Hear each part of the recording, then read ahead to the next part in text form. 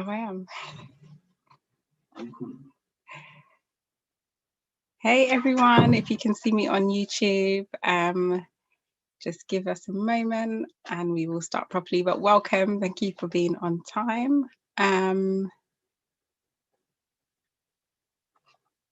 Okay.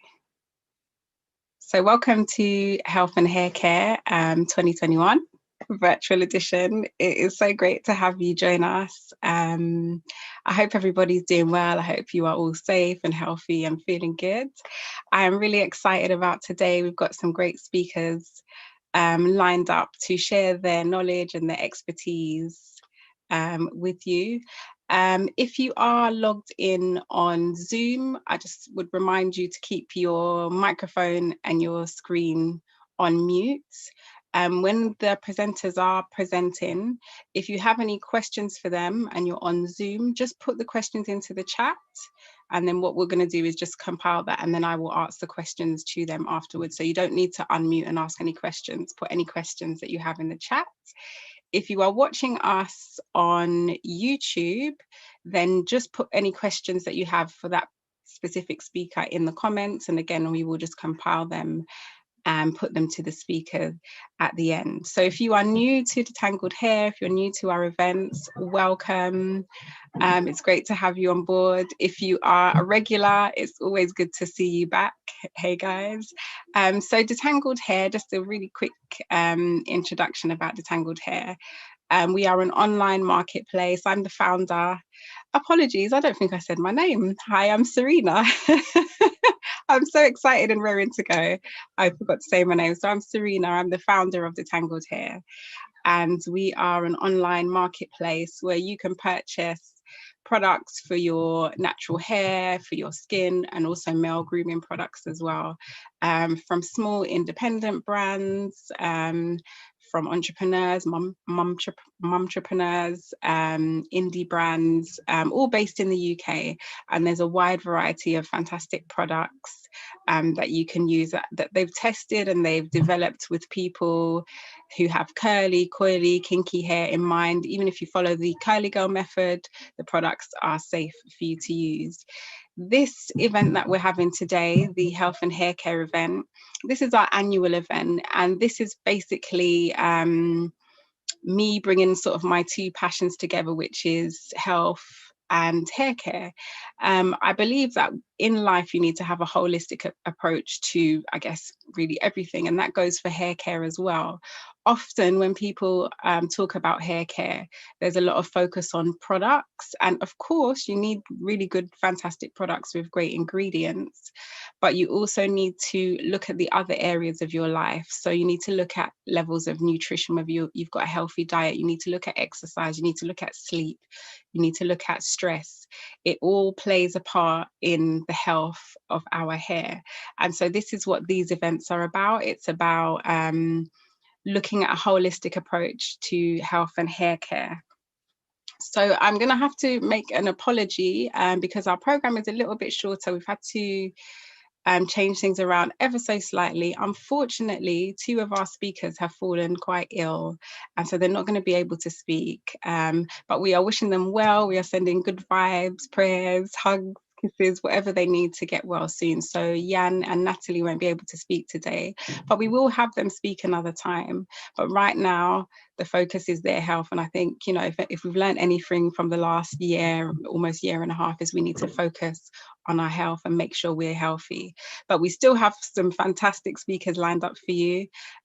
We still got so much information and wisdom that is going to be imparted. And you're also going to hear from a couple of the people that sell on our site as well. And they're going to tell you a bit about their product range. So there's still loads and loads that you're going to get. So don't worry about that. And as I mentioned before, if you are on Zoom, when you sign in, just make sure you keep everything on mute. If you have questions as the speaker is speaking, just put them in the chat and we will compile them and then put them to the speaker. If you're watching on YouTube, just put them in the comments and we will combine them and put them to the speaker. And I think that is everything that's on my list of announcements. So our first speaker today is the wonderful Clarissa McDonald.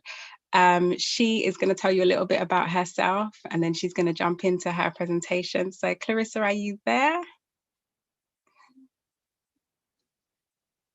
I am here. Awesome. So Clarissa, I'm going to hand over to you now. The floor is yours. Awesome. Just bear with me. Okay. Hello, everybody. It's so weird I can't speak back to people, but I'm going to just whiz through the presentation. If you've got any questions throughout, down and send it to either via Facebook or YouTube, and then also through Zoom. And then at the end, I will answer them all so that I can, be more engaged with you guys. So my name's Clarissa MacDonald. I am the founder of Curly by Nature, an award-winning hair care brand based in London, where we develop hair care products, as well as we do hair care coaching, and also we do treatments at our studio. So today I'm going to share my screen, and I'm really talking about choosing your hair care products.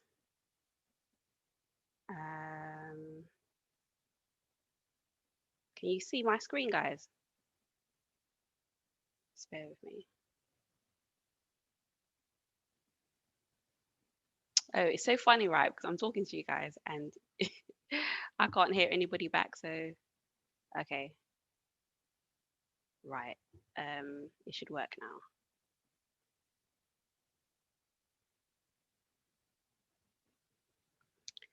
Can you see my screen? Can someone write in the comments? We can see your screen. Thank you. So, yes. About me, like I said, I'm the founder of Curly by Nature. I've won multiple awards. I sell all over the world, and my focus is on hair care education, actually. And then also I've got a mission to replace toxic products as well as toxic thinking of hair care and our own hair. So that's why I'm really focused on education. And I've also launched an event called the Curl Summit to help the curl care industry as a whole move forward. So that's a little bit about myself. I'm also a wife and a mother of 3. Today is about choosing the right products for your hair, for my hair, for your hair.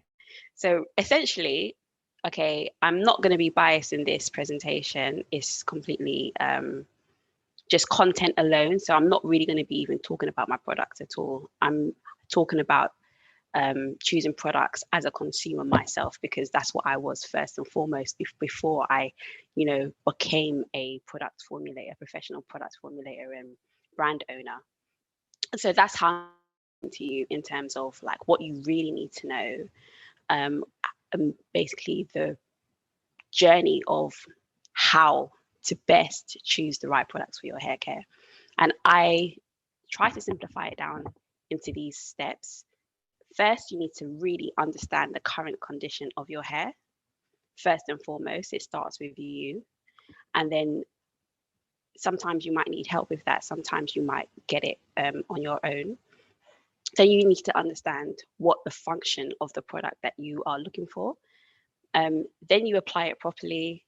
Then you can also seek help and support from brands and companies that are creating the products that you use, because they should have a good understanding of, the product itself.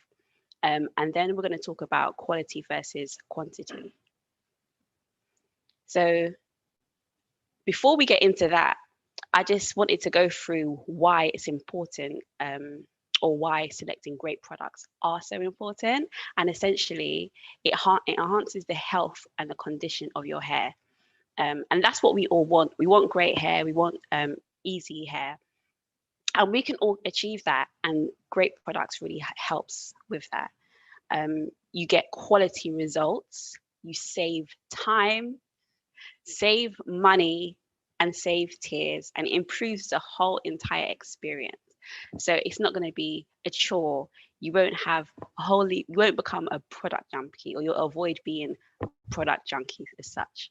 And sometimes, even though you might spend a little bit more money up front, you'll find that you're saving money in the long term. And that's why I believe selecting great products are really important. With some of the products you select, it can also contribute to a cleaner planet, because they've got sustainable missions for the planet and the world we live in.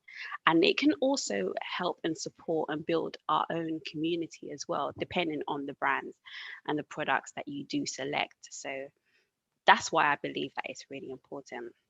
So starting with the current condition, where are you? Where are you at the moment? Like, and where do you want to get to? Is it dry scalp you have, breakage? You have to understand, well, you don't always have to understand the density of your hair, but the more you understand about your hair, the more you'd be able to get better results, closer to the goals that you have. So you can either get help or support from a professional stylist or professional hair coach, so that you can have a great idea on the condition, the current condition of your hair. But understanding this in a nutshell is the first step towards choosing the right product, because then it can target specifically what you're looking for. Now, I was told to discuss porosity, and I'm going to say something quite controversial, and also curl pattern, because in order for choosing the right products, if the product is a good quality product, you can sometimes use it. Especially, I know that professional hairdressers and people who are experienced in hair care would believe 100% agree with me on this. If the product is good, it doesn't matter porosity, it the curl pattern. If the product is great, it will work based on the function of the product. It just means that you might have to adapt the way in which you will use it, which we'll get onto later. But in terms of if you're a newbie and you're first starting out in taking care of your hair, and you really want to choose the right products for your hair type, porosity, I would say, is not something that you really need to focus on at all. You just really need to focus on the main issue and condition that your hair is. So if it's dirty, for example, you have to look for a really good cleanser.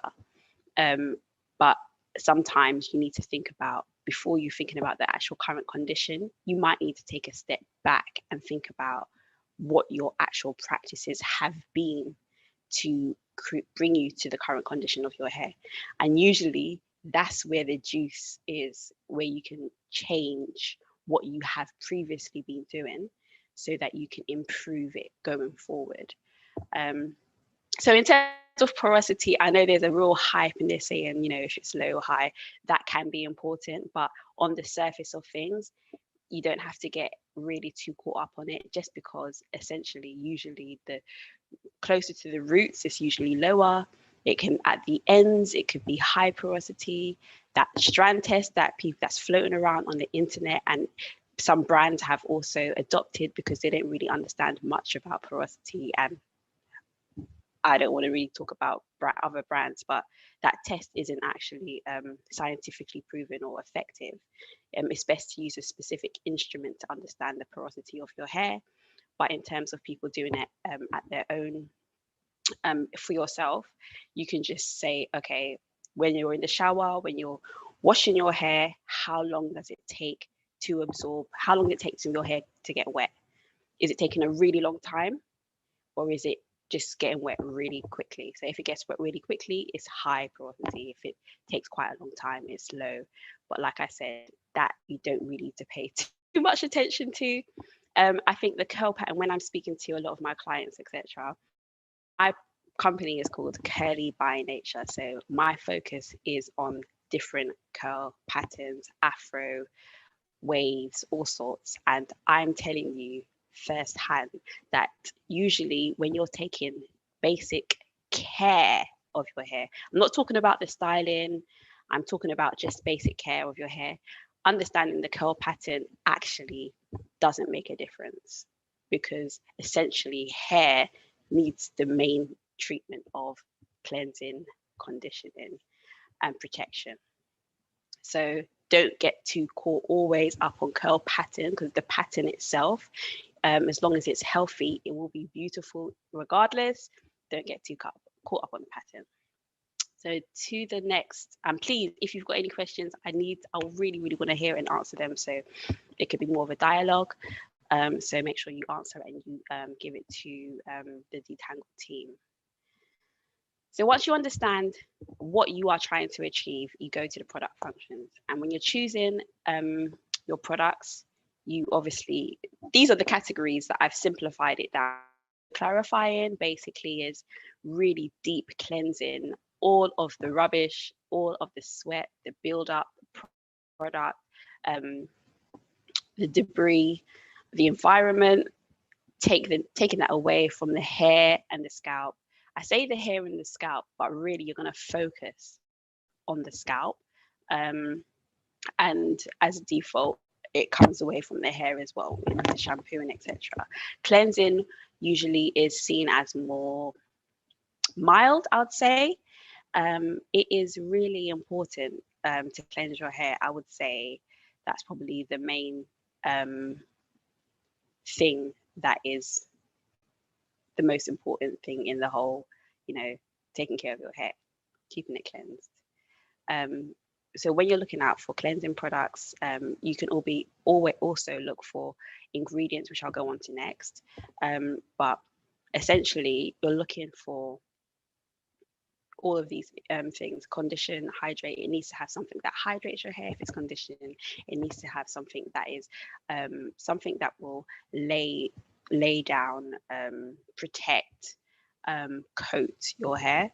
Cleansing, it needs to be something that is a mild surfactant, something that pulls away the dirt effectively so that your hair is left clean. Moisturizing, again, usually has some type of water or hydrating solvent in your hair, such as aloe vera juice or rose water, that will actually moisturize the hair, but usually water will do, together with a few oils, so like something that is like an emulsion that can combine the two and hold in moisture and protection and hold. So essentially, you're not going to have one product does everything. You need to have a army or an arsenal of different products. It doesn't mean that you need to have like 2 cupboards full of products. You can just have 5 products that does basic things. But essentially, understand what do you want to do with your hair, and where are you going? Are you going to style it into a specific style, because you might need a different hold for that? For example, you want to hold the edges in this particular style. So think about really the functions of the hair. I'm being so high level at the moment and not being specific, but that's why I want you guys to ask me specific questions.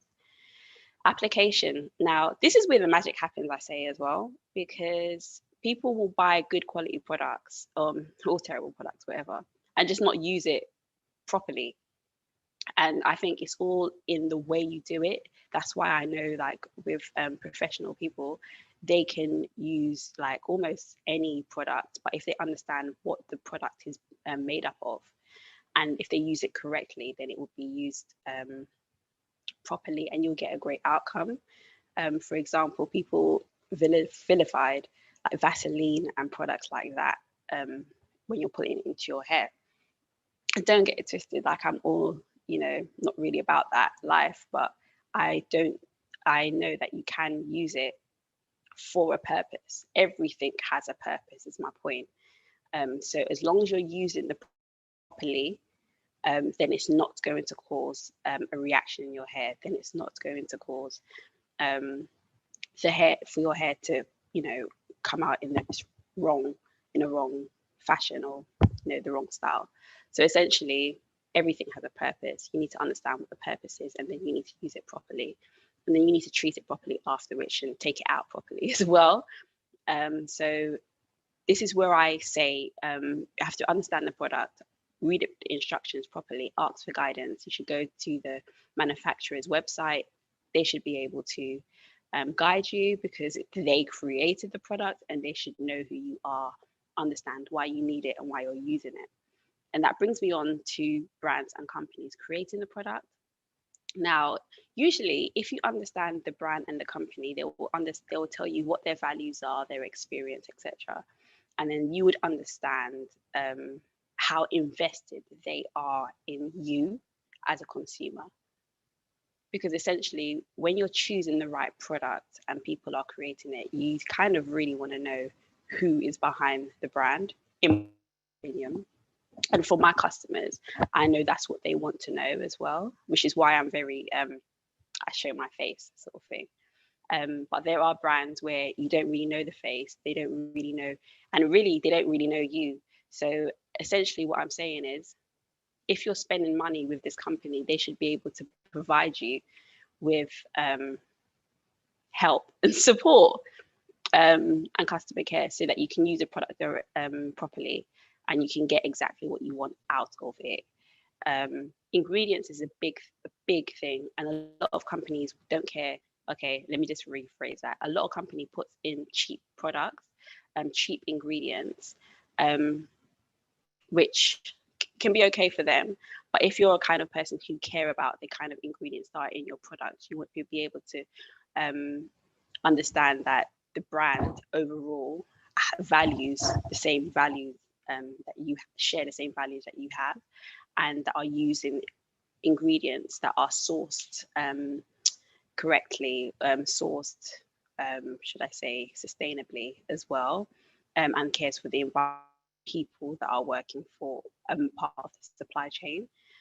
Also, that if you use the ingredients, it's not going to be connected to endocrine disruptors, which a lot of companies have actually overlooked, don't list on their ingredient bottles. I've got a report, the Springfield Institute, you can Google it, will give you the whole report about the fact that there's a lot of products. I'm sure I've spoken about this I'm sure last year, probably the year before, and I know a few other speakers have as well. So it's a very well widely known that it's overlooked in some of the ingredients that are used in products. And what I'm saying is basically, think about the brand you're using. Do they care about you? Do they care about the values that you have in terms of ingredients? Are they willing to share 100% of the ingredients that they put into their products? Can you Google it and find out the ingredients? I can give you lists of ingredients to look out for, to not look out for, but I'm telling you guys, it's a minefield, because there's thousands and thousands and thousands. And sometimes, even if I give you one, they can replace it with another one that's not necessarily great, if that what makes sense. So the best thing to use for each individual product you have, you can just Google it, and Google, will be your best friend. Do they have experience specifically of your afro hair? Do they have experience in the industry? Do they have relationships with stylists? This is something that I think you need to be thinking about, honestly. And who is behind the brand. So with that said, talking about like ingredients and stuff, a lot of the time, products can be quite inexpensive, and that's what I feel like as a community we're used to, inexpensive products. And what I've found actually, and I know a lot of my peers, trichologist peers, stylist peers will tell you that, you get what you pay for. And you don't always have to do that. You can probably whip up some stuff together with, like basic ingredients, such as what I spoke about before, aloe vera, rose water, etc. But what you do is often is get what you're paying for. So if you're using low quality, low grade ingredients, you're going to have a low grade look. You're going to probably be washing your hair more often. If you're not, it's just going to cause damage over a long term, or cause build up over a long period of time. So essentially, when you're buying high quality ingredients, when it comes to hair care specifically, just because of the way the structure of the industry has been created, quality ingredients is usually a bit more on the expensive side. But the beauty about it is that it lasts a long time, and a little goes a long way. When you're choosing your products, you don't want to be choosing products that you have to restock or buy a lot of all the time. You want to be loyal, to like you want to choose something and then know that you can go to that. It will be your staple, is what I'm trying to say, because it's reliable, it works. So I'm going to open it up to the audience. Okay, KISS basically is keep it super simple. I say this every time I do a presentation with the Tangled community. It's super simple. That's the key. We don't have to be using 1,000 different products in our hair. We can keep it very simple and achieve amazing results. What they call it, mid-length, hair down to your back. If that's what you want to achieve, you can do it, but you just need to keep it simple and make sure that the product arsenal that you have is effective, is quality, and actually works, and is doing good for the world, for the environment. So a quick recap: the keys to choosing the right products for your hair, understanding your current condition. And I did say at the beginning also, if you take a step back and understand what you're actually doing with your hair, you might be able to, if you need assistance with a stylist or with a hair coach, understand exactly what you're doing with your hair to get it to its current condition, what changes you can create, and what products you can do, adopt to go forward. So current condition, understanding the product functions properly applying it, ensure that you've prepped your hair, you've applied it properly, and you use the correct techniques so that you can achieve it. What I love is seeing transformations, knowing that people will see people with, like, I do transformations all the time. People sometimes don't even realize the beauty of their hair and how amazing it is. They think it's tough. It's one I hear all the time. But once they go onto the other side and they understand, what the potential of their hair is, and they see it, when I tell you, it's just a beautiful experience. So where where the beauty happens is in that application, it's in the preparation, it's in the techniques, using the correct products, and using it properly, and understanding that the products that you're using are from brands that actually care about you, care about your hair, and understand your hair better than you do yourself on a scientific level. And usually that means the quality is a lot higher versus the quantity. Any questions? Okay, thank you so much, Clarissa. I'm going to come back in with some questions. Awesome. Can you see me? I can stop sharing, yeah. Oh, excellent. Yeah, I just want to say thank you so much. I love it when you speak. If you could see me, I was just nodding and like, yes, yes, yes. I'm such an advocate. Oh, okay. No, I muted. But I'm such an advocate of everything that you were saying. And I think when you first spoke about condition, because sometimes when people say to me, oh, what product should I choose? I say, know the characteristics of your hair. And I think that's kind of what you were saying about the condition as well. So yeah, basically what I'm getting is people need to be more proactive and not just sort of, okay, this person says use this, so I'm going to use it, but they actually really have to get to know their hair and really look at it, and over a period of time as well. It's not just, one day you have a look. You need to take time. Would you suggest like journaling is a good way as well of sort of getting to know your hair? Yeah, sure. I definitely what's the word, advocate. I definitely advocate journaling. It's not, I mean, to be honest, it's a thing where it doesn't have to be too much of an effort as well. Yeah. But journaling, it gives you more of an accurate understanding of what you are or what you're not doing. Exactly. Yeah. So it's definitely a useful tool. I know I had mentioned to you to touch on porosity and curl pattern only because that's what I get asked. Now, like you, I don't particularly think it's very important, because when I started my hair journey, which was like about 10 years ago, no one was even talking about that. So I didn't know about it. And I figured out by me sort of, by investigating and whatnot. And I'm so glad that you mentioned it. It's not so much, not that it's not important, but it's more about the quality of the products and having a good routine and applying. So it's not that we're saying it's not important to know, but there's more important things. And also, you were saying some people can have several different curl patterns on their hair anyway. It's actually more common than people realize. Yep. It's just that I think for me, I've noticed a lot of new brands popping up from all over the place because they understand the money and the profit that's involved in this industry. So basically what I've been saying is that you have to understand the brand and the brand behind it, because like literally people popping up from all sorts, saying this is for 3B, this is for 4C hair. But really, it's, to me, I see it more as a gimmick, because they understand this is what the questions people are asking. What's my hair type? What's my porosity? This is, and I think that marketing plays a very heavy in this industry.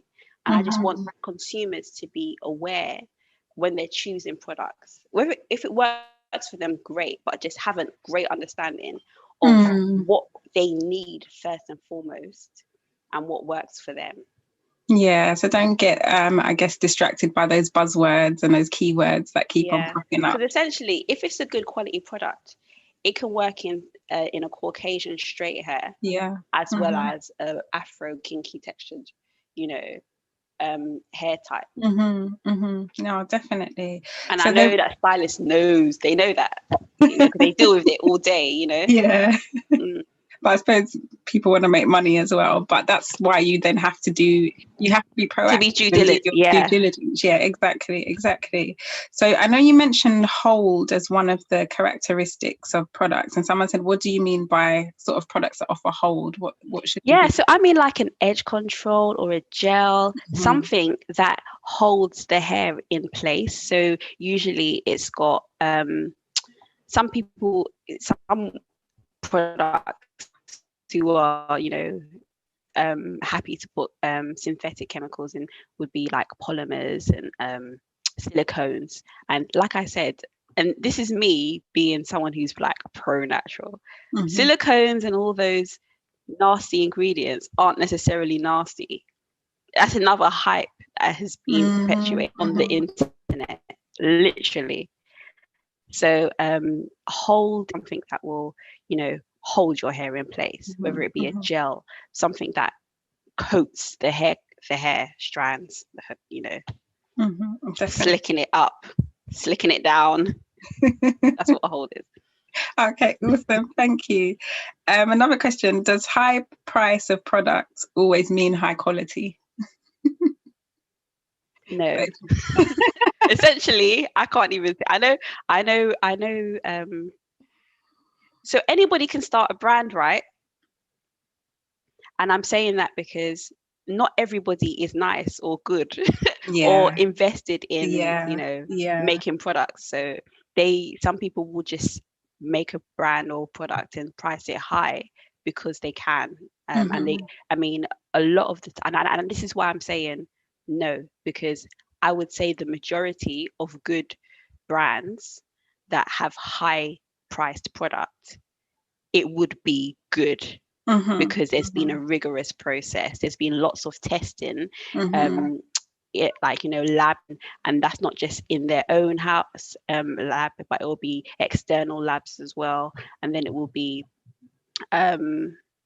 also on consumers themselves, and they would have proper understanding of the product and how it's used and the quality of it. And sometimes they will even say, yes, 92%. of our testing said that, it works Yeah, basically, but then they've yeah. also got clinical trials as well to To prove back it up. that Yeah. it actually does work. So usually yes, but Mm, overall it's a no, because it's just a mhm. usually. Does that make sense? Yeah, of course Yeah. it does. Because it's definitely, like you said, about looking at the ingredients as well. And it's also good to see Yeah. it has been tested, so that you've got some, I guess, science to back it up, and that's reassuring as Yeah. well. No, It's I know. sometimes sometimes, sorry, go on. No, go ahead. Sometimes the high price comes with the ingredients itself, but sometimes it's the process. So, Yeah. for example, like your flaxseed gel. Mm-hmm. People will promote, yes, there's flaxseed in this gel, etc., flaxseed gel, but actually it's just an extract. It's not the Mm-hmm. way that it would be. There's very, very, very, I can probably say there's entire world, there's less than 5, like a hand, like on my hand, that Mm, produce it in the proper way, that how you would produce it at home, mm, and boil it, just because that mm. manufacturing process is long and Lengthy. hard and Yeah, expensive, yeah, on a big scale. So that's why that product would be a lot more expensive, rather yeah. than a cheap one that's got flaxseed in it. It's not done the way, it's not a proper flaxseed gel, if you get what I mean. The way Yeah, that's natural the the thing. natural community would make it. Yeah. So if somebody was thinking about getting into formulating and developing products as you have done, what would be Yeah. your first bits of advice for them? Because I know still I get questions from people about, I've tried all these different brands and they're still not working. Maybe I should just start my own. What would be your Yeah. advice to them? Wow. I would say, I think first you have to study to show self-approve, because Mm, to mm-hmm, make products and sell it to the public and tell people that your products is like, the best, the bomb, or whatever, mm, mm. you need to be confident that that product is the best, Yeah, and you can't do that just by making it in your kitchen, yeah, like off a whim, and then just giving mm-hmm, it to people. It yeah, has to, a lot more, in my personal opinion, a lot more has to go into mm, that, you know. So the first thing I would say, study, yeah, yeah. get proper understanding, like proper understanding, and then experiment. Mm-hmm, So mm-hmm. that would be the very first step. So there has to be a um good foundation there. there needs to be there needs to Mm, be a good foundation, and then also, it requires capital. mm-hmm, So it's a huge investment. Um, mm. but as I just said, the studying and the experimenting, that's going to be an investment, but then also time is an investment as well.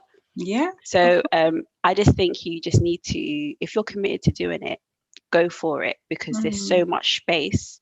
Okay, like this industry is saturated. However, for the kind of quality for Black women to be doing it themselves, there's space. We need to be doing it, for the because quality, yeah, realistically, the yeah, industry is not Black.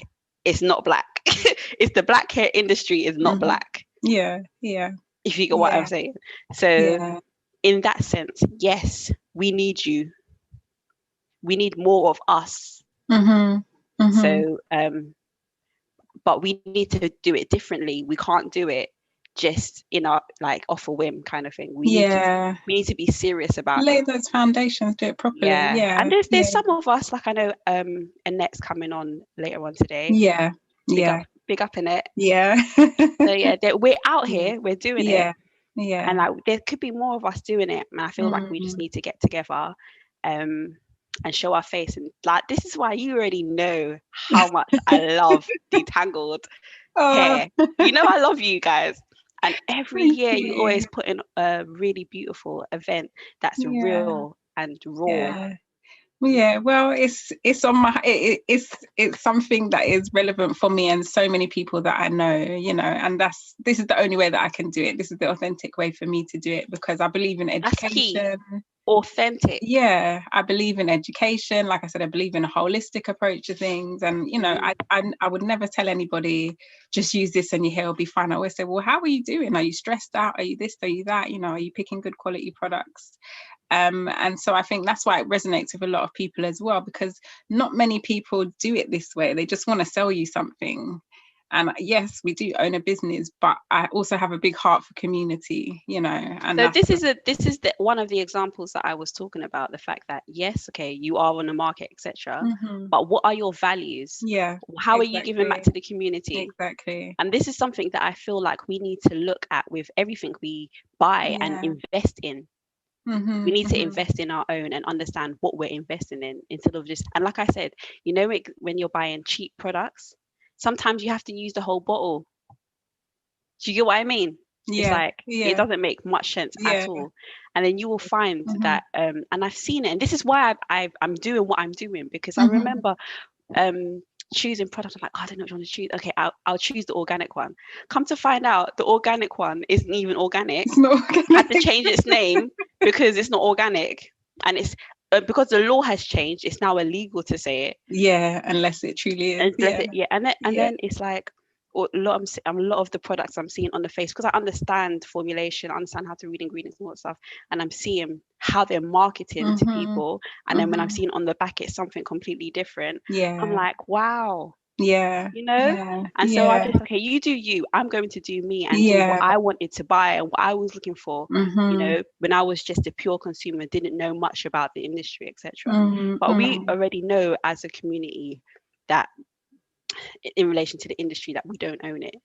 And so people can put products together real quick because they've got the resources, etc. You know? But anyway, I'm going to something completely different. Is there any more questions? It's true. And my final question to you then would be, I know you have a salon. Yeah. Is it open now? Are you able to? It's open. I'm so happy. I love feeling and loving on curls. I love it so much, and I've missed it. So yeah, I've been open now. Can you tell everybody how they can book an appointment, how they can find you? 100%. I'm having my website rebuilt, but you can still go to it. It's curlybynature.com, and if you press book expert, you can book me there.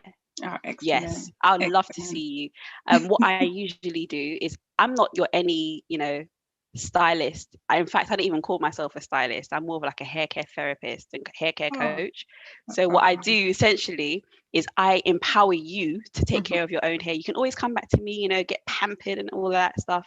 But when you leave here, you will be confident in how you take care of your hair.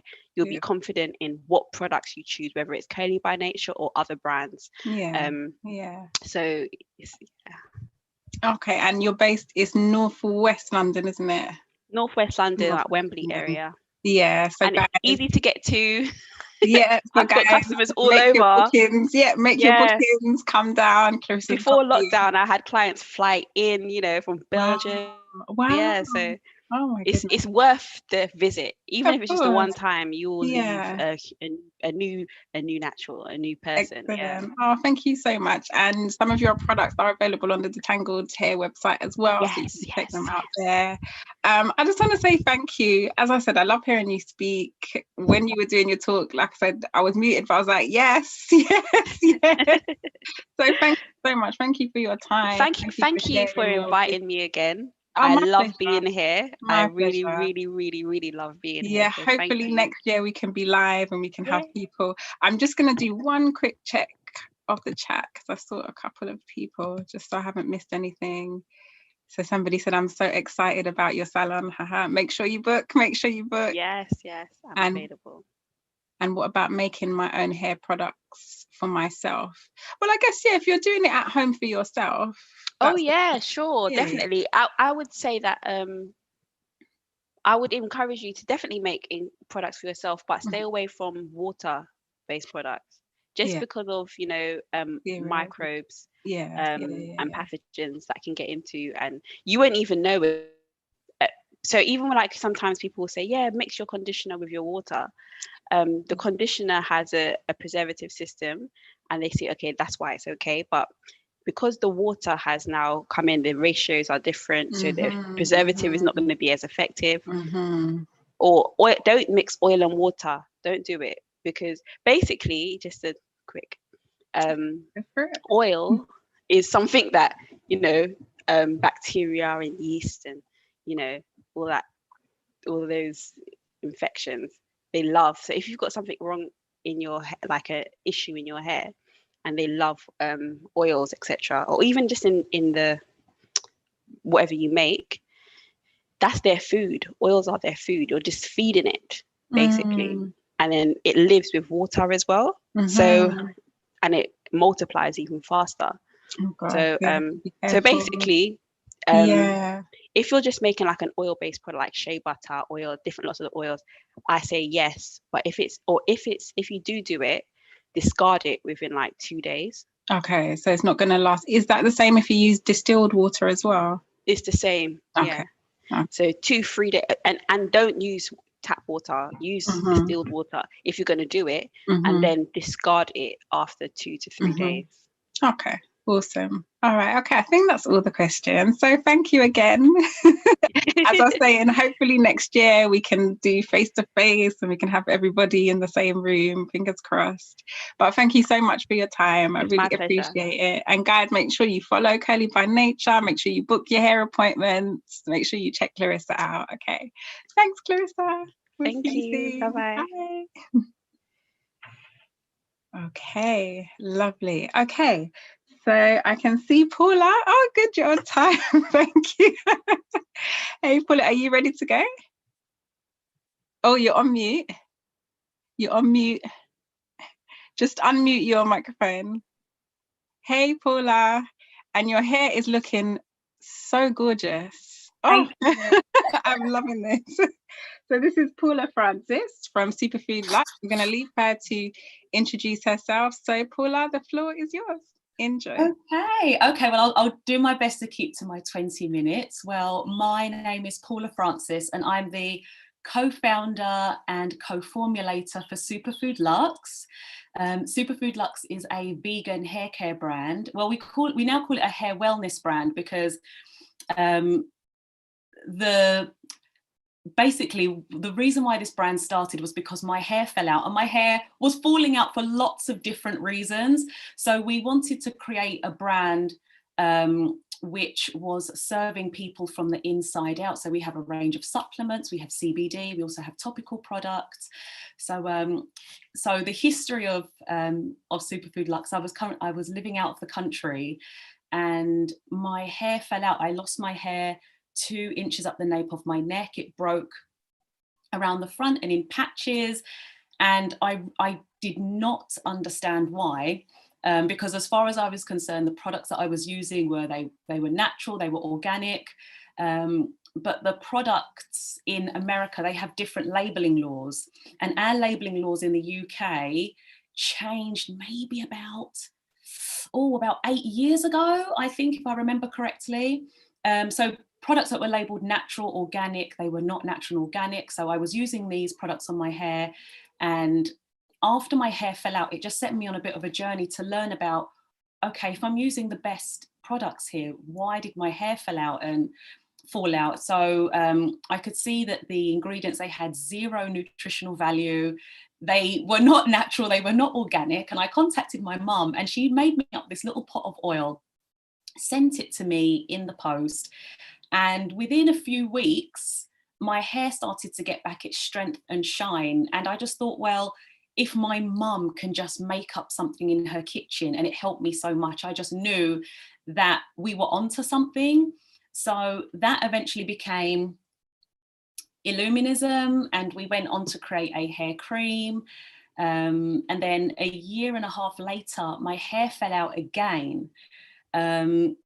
And it was then due to my diet. So it was making it easier for me to start understanding all the different reasons as to why my hair would be splitting, breaking, falling out from the root.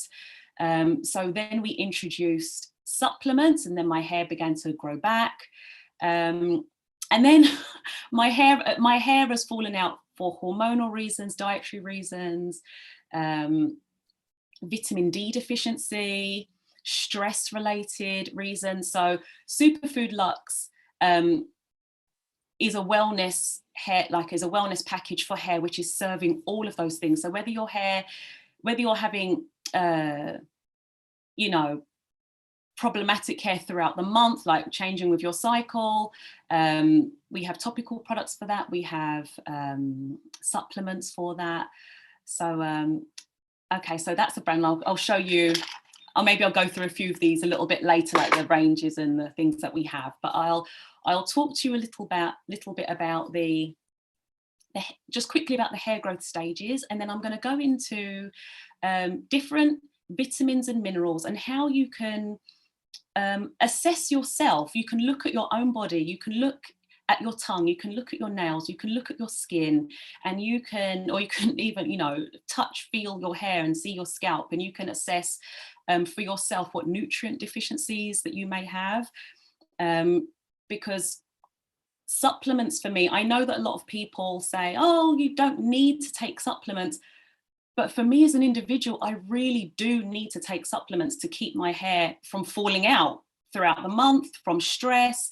A lot of people are stressed at the moment, and not a lot of people understand that when you are stressed, whether it's high stress from grief, you've just split up with someone, or you've lost a job, your hair can fall out for those reasons as a stress reaction. But even long-running low-level stress, getting the kids ready for school, the commute to work, finances, all of those things can contribute to hair loss. And when your body is stressed, it depletes your body quicker of the nutrients, the vitamins, the minerals in your system. So for me and for many other men and women out there, it's very important to have a supplement in your diet. And that goes for whether you're vegan, vegetarian, you're eating organic.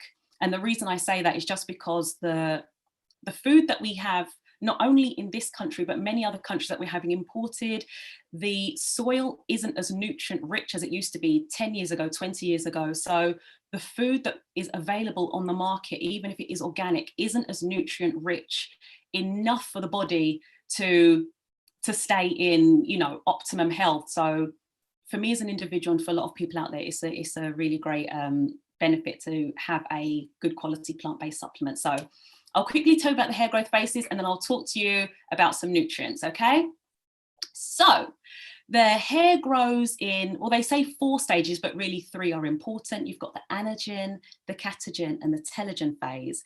And the anagen phase is the hair growth phase. So that is when the root of the hair is attached to the your blood, basically. So if your blood is nutrient rich, if you have got good, strong quality blood, because you're, fantastic diet and all the rest of it, your hair is going to be able to grow at its optimum length and optimum speed. Now, scientific studies say that the hair does grow approximately 1/2 inch per month. And I know every time I say that, a lot of people go, what? But, and I'm not sure, but the thing is, everyone's anagen stage is different. And when I say everyone, I mean like more racially, ethnically. So for example, Asians have a longer hair growth phase. Their hair growth phase goes over a 7-year period. So, and their hair can grow up to like 1 meter long, like it can grow very, very long, very, very strong. But different, your hair has a genetic marker on it. So your hair will only grow up to a certain length just because it's genetically programmed that way. But the idea is to be at optimum health so that you can benefit as much as you can during your own personal hair growth phase. So the catagen phase is a transitional period where the root of your hair, let's say that this is the scalp, this is your hair follicle, and this is the bulb.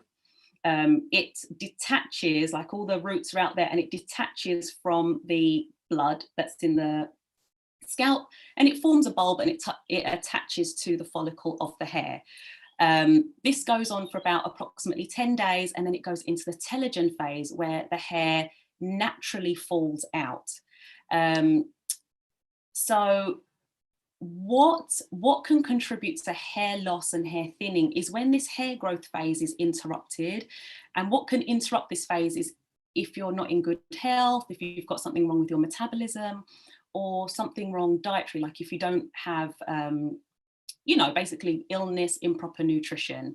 So I'll go through some nutrients now, which are basically, every single nutrient I feel is important for hair growth.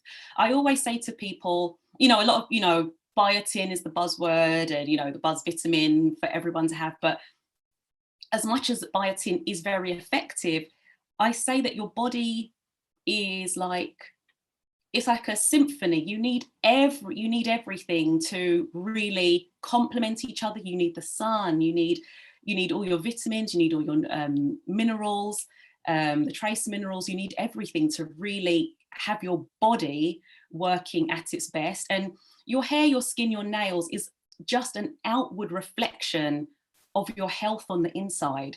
So if you pay attention to your hair, your skin, your nails, it can help to prevent illnesses, more serious illnesses for you in the short to the long-term future. So, for example, okay, so we can all have a little look at our hands, look at our nails, because our nails are really great for being able to tell what vitamins we're deficient in.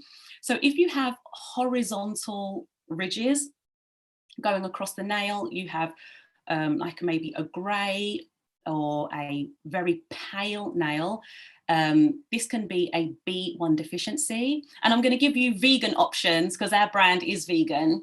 So I'll give you vegan options to boost these for yourself naturally. So you can have pecans, Brazil nuts, pulses, sunflower seeds, sesame seeds. And also if you have wholemeal bread, that's very good for you. But the reason I'm not very keen on recommending bread anymore is just because like wholemeal grains and everything, is just because a lot of the grains are genetically modified. And when a grain is genetically modified, you're more prone to all the intolerances that come with a genetically modified grain.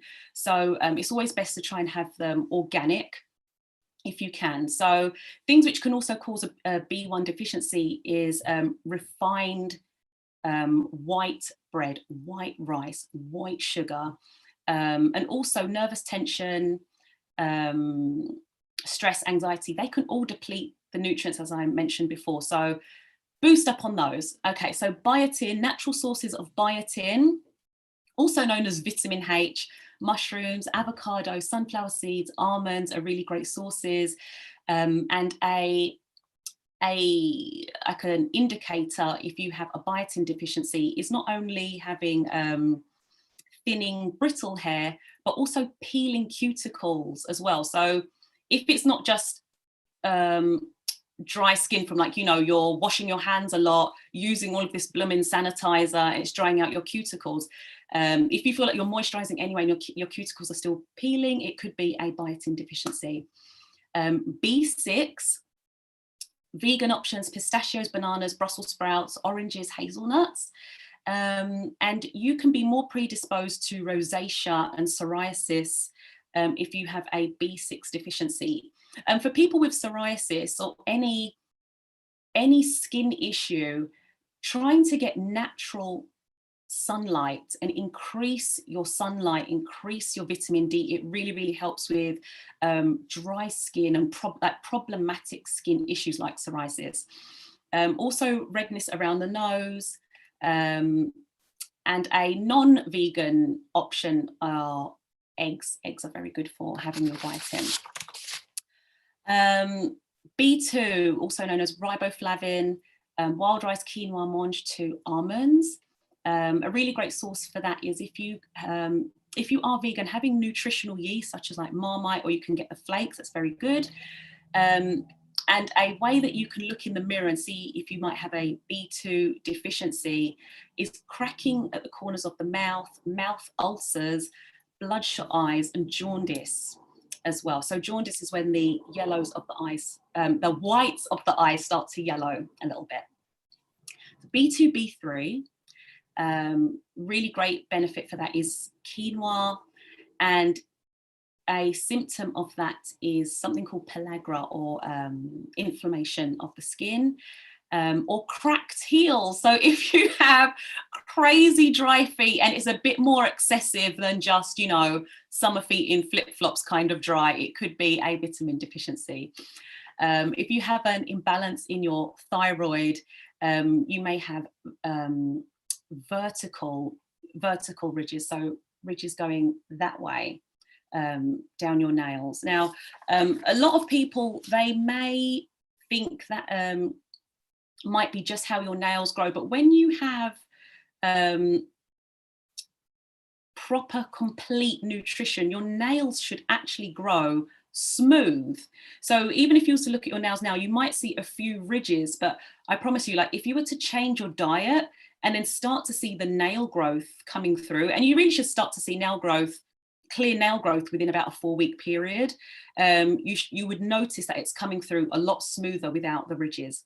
Loss of collagen in the back of the arm. So if you've got like very saggy, dry skin on the backs of the arms, hair loss, bags under the eyes, that's also signs of a thyroid imbalance.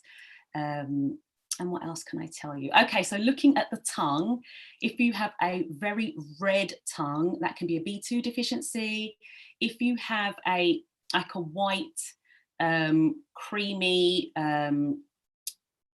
coating on the tongue, that can just show, that can be an indicator of having an imbalance in your gut. How you can really help balance out the gut is, because I think a lot of people nowadays have that issue, and that is just, people just really need to cut down on processed food, cut down on sugar, cut down on the refined carbohydrates such as, you know, white pasta, white bread, white sugar, and have more raw fruits and veg. Like it will change your sleeping patterns, it will change your mood, it will change just your general gut health, the amount of times you go to the toilet throughout the day. The general rule, which is correct, but is not a reality for a lot of people, they say 1 meal in and basically 1 meal out. So basically every time you've had a meal, let's say you're having your 3 meals a day, you should be pooing 3 times a day as well. So in order to increase the rate, you really do need to increase the amount of raw foods, amount of water, and your gut health really does impact the amount of nutrients you're able to take in. So if you have an unhealthy gut, and we'll be bringing out a supplement to help with this, but an unhealthy gut, no matter how well you feel you may be eating, or even if you are taking supplements, but you have a very unhealthy gut, it can impact the amount of nutrients you're able to absorb into your system. So a healthy gut, it really helps with a whole manner of things. So so that is the talk. I don't know if there's any questions or anything like that. I feel like I've been yapping a lot, but I'm not sure if what the full format of this will be. So does anyone want to ask any questions, or maybe I can go through a few products or a bit more about the brand? I'm not sure. Hey Paula, thank you so much. Firstly, that was such fantastic information, and somebody did actually ask, is there any way they can access what you've spoken about in some form of notes, because it's so informative?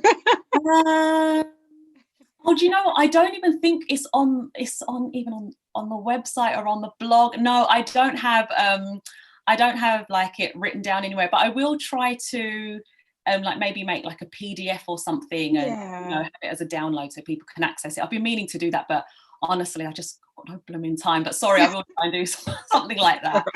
Okay, no, that's no problem at all. Another question was, any signs that you, or what are the signs that you have an iron deficiency? Like, what should people be looking out for? Okay, iron deficiency, symptoms for that: fatigue, dry hair, dry skin. And when I say dry hair, dry skin, it's like no matter how many times you moisturize your hair, your skin, there's still a lot of tightness. And it's, you know, even, you know, I always moisturize when I get out of the shower anyway, but your skin is still very cracked, it's still very dry. And I can even feel that I've got a little bit of an iron deficiency at the moment, because I'm like, my skin and my hair's been really crazy dry recently. So yeah, so fatigue, cold hands, cold feet. I'm a champion of cold hands and cold feet. So am I.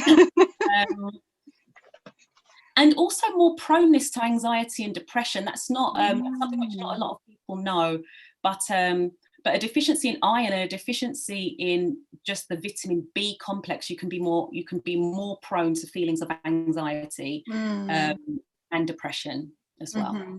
Okay, there's another question that I thought of, because I know when we're pregnant as women, obviously we're encouraged to take the vitamins, and we do, but then after pregnancy, a lot of people experience the postpartum shedding.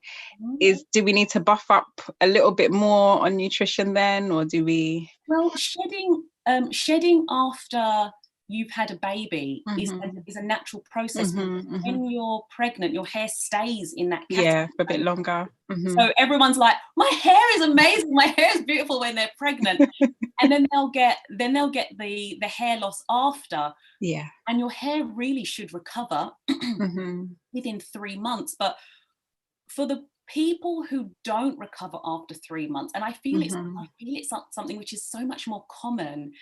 I feel it's a reflection of their stress and their diet before pregnancy, and also after pregnancy as well. So yes, I do think that, you know, it's something that you should definitely try to boost whilst you're pregnant, after pregnancy as well. To make sure that you're not having this massive load of hair loss and it's not coming back, because so many people just don't manage to get their hair back after, because they're not catching up nutrient wise. They're stressed, they're looking after babies, they're losing sleep and all the rest of it, and they're just not catching up nutrient wise. And you know, they'll be, you know, if they're going to find it too difficult to change their diet afterwards, take a supplement, just take a good quality supplement, and it will help so much with the recovery. I mean, you don't even have to keep up with it forever if you don't want to, but I just think just to, you know, because for me and for a lot of people, like losing your hair, it's such a, you know, it really does affect like your confidence. I mean, confidence, I always just say, like, it's like your first bit of your outfit. Like you can, you know, everyone feels good in like a brand new dress or whatever it is. I think when you're having a good hair day, like, honestly, like they did a scientific study on it. Like, it makes a difference, because it's a part of your initial presentation to people. So if you're confident about literally what is on your head, affect, you know. Yeah, of course, definitely. It's not like a frivolous thing to think that, oh, it's my hair, I'm being vain. It's like not at all. It's part of who you are. It's a part of who you are. I guess that's why we call it our crown, you know, because it is. That's, you know, that's what it is. I'm looking away a few times, just checking the question. So somebody said, my nails break very easily. What can I do? Nails breaking very easily. Well, as we ran through, it's you know, it could be any of the B vitamins. It could be like a selenium deficiency as well. So, I mean, it's so hard to track if your nails are just breaking. Yeah. So yeah, I mean, if you're not sure, I always just say take a supplement. If it's something which is happening out of the blue, it never used to happen before. It could be dietary, it could be stress. But again, if it is stress, that depletes your nutrients quicker as well. Exactly. So I just say, like, if you can't pinpoint it, if you're just not sure, just grab a supplement. Yeah. Is that the same for children? Because I know I've had some people come to me and say, there might be patches where their child's hair is thinning or things like that. Is that the same sort of thing when you look at the diet? I look at the diet. I'm really reluctant to say that any child really under 16 to take a supplement. I mean, as much as I know I was eating a load of rubbish, especially when I was a teenager, I just think that when you're of an age where parents have more control over what you're eating on a daily basis, I just think, you know, it is hard to get children to eat vegetables. So I would just say, if it's for a child, make them a smoothie, like you can put like, and that's where you can put in, like, you know, make it like with a base of like a coconut, banana, strawberry, something sweet. Stick in chia seeds, you can stick in like flaxseed, lots of omegas and trace minerals in there. So, or like a vegetable powder as well. So I will always just say, if it's a child, you can't get them to eat blooming vegetables, make them a smoothie like twice a day. Put a sneaky vegetable powder in there, and that should sort everything. Yeah, you do have to hide it. I've got 2 young ones, so you do have to sort of hide it in there. But as long as it tastes nice.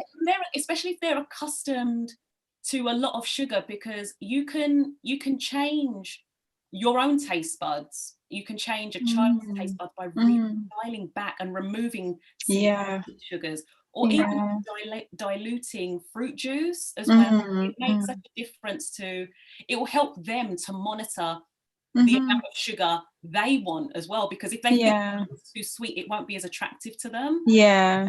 Really like dialing back on the synthetic sugars really helps to the child to control over weight. Well, that's great. And then it's just setting them up with good habits that they will hopefully take into adulthood. So that's fantastic. Okay, awesome. Let me just check. I think those are all the ones that I've been sent. Sorry, I'm trying to monitor 2 different. Okay, so I'm going to give you some time to talk about your products as well. We want to hear all about the products. So tell me a bit about the product. Okay, so everything is vegan bar one product, and that is the first product that came into the range, which is the Illuminism.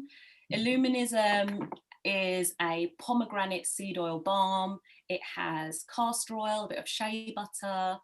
It also has safflower oil as well. So, and it's got a shot of vitamin E in there. So it has a whole load of trace minerals in there. And the pomegranate has something in it called punicic acid. And what it does is, whether your hair is a more naturally a coarse texture, it really helps to keep the hair really soft and flexible. So if your hair is prone to snapping, breaking, it really, really helps with that as well. We have CBD oil. I'm not sure if you can see that very clearly. We've got CBD oil in the range, and that was brought in. Oh, and also something called Mood Architect as well. So we introduced stress reduction supplements into the range, just because stress is such a massive contributor to hair thinning and hair loss at the moment. We just thought that, you know, when you're offering a hair range, there were just so many women that were going, oh, I know it's because of stress. I know it's because of stress. And I didn't want to say, oh, use product, because sometimes it's really not about that. You really need to tackle internally, like how your body is reacting to an external stressor. So we introduced Mood Architect. Mood Architect has 5-HTP, which is a precursor to serotonin. Serotonin is our chemical. So these are like little trace elements which are really which is, you know, working on the brain, and it's really affecting, you know, our moods and things like that. And vitamin D, oh my goodness, having a vitamin D deficiency, which so many people in the statistic is, I think it's 70%. Yeah, it's very high in the UK. It's not just Black people are more prone, or if you've got dark skin, are more prone to vitamin D deficiency, just because we're jam-packed full of melanin. But even white people as well, like everyone is so affected by vitamin D deficiency. Now with COVID and lockdowns, we've all been inside. So many of us don't have even like sunlight coming through the window. So, vitamin D, if you're noticing hair thinning, particularly like at the temples, that is, or if you've got a really drastic change in hair texture as well. Like when I had a vitamin D deficiency, my hair it was like straw. It went like, it lost a lot of its black pigment. It went kind of browny. And no matter how much oil, water, moisture, it's not going to do it. Yeah. So unresponsive. And I could just see like my scalp was looking really shiny as well. It was just showing that a lot of my hair was coming out from the root as well. And I could, my hair would just go plop, and I could see the bulb on the end of it. So vitamin D is so important. And it's just a vitamin. It really operates like a hormone. It affects. Without vitamin D, your entire system is off. Your sleep system is off. Your hormones are off. Like everything, your sex hormones, everything gets messed up without enough vitamin D in your system. We also have the hair, skin, and nail oil. When we introduced, this came first. This is our bestseller. It's our kelp and spirulina hair, skin and nail vitamins. And let me see if I can open it. And this is what they look like. They're a green supplement, and you can even open them, put them in a cold drink or a smoothie. Oh, good, good. And I know a lot of people don't like to swallow them, but you can With tablets, yeah. And you can put them in water. That's a relief, yeah. Or anything like that. And a lot of people don't like to take a supplement, even though it's plant-based. A lot of people aren't keen, which is fine and fair enough. So they were like, do you have anything topical? And as much as the products that we had already were very nutrient rich, and we make everything in small batches, so, and it's in UV protected glass, so the nutrients are always still so active, and you'll feel, your scalp feels the difference when you're using a nutrient rich product. Like, the things don't just sit on the scalp, it soaks in. Yeah. And it's not just for natural hair, it's for whether your hair's relaxed, treated, wigs, weaves, braids, it's fine for everything. Because it's skincare quality, like everything soaks in and feels really good. So the hair, skin and nail oil, the supplements have 26 ingredients, 24 vitamin, and 24 of those vitamins and minerals. But the hair, skin and nail oil, it's got every naturally occurring vitamin A, A through K, and it has omegas 3, 6, 7 and 9. So you just sorted up completely.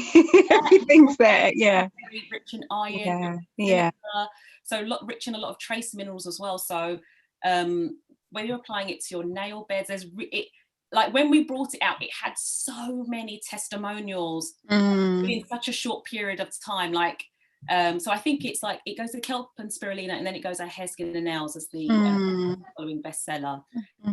It's really lovely for the skin. It helps to reduce acne, psoriasis, rosacea, but it's just great as a hair growth accelerator. Really reduces dandruff as well. I used to have such bad dandruff, and I couldn't figure out why. I was like, oh, I just have a dry scalp, I don't know why, but it's a nutrient deficiency. Everything goes back to nutrients. So as much, I know that there's like a lot of people say that you don't need them, but hair growth, it's a reflector of health. Everyone is different. Everyone's health is different. Everyone's genetics are different. Everyone's tolerances are different. So for some people, and someone else's hair growth journey, okay, you may not have needed a supplement, but for me and for a lot of others, we need a supplement to keep our hair, because I'm very my lifestyle is very stressed. I'm very like, oh, so, and I know I don't, as much as I've got like a nutrition diploma, I do not eat properly. So I really do depend upon quick fixes like a supplement or vegetable powders and things like that. So I try to make a range of products for women like myself who aren't always as disciplined with their diet, aren't always able to say, oh, I'll just go to a yoga class and I'll just de-stress that way. Like I don't have a lot of time for self-care. So I really do love to know that you can have, something that you can use it so easily.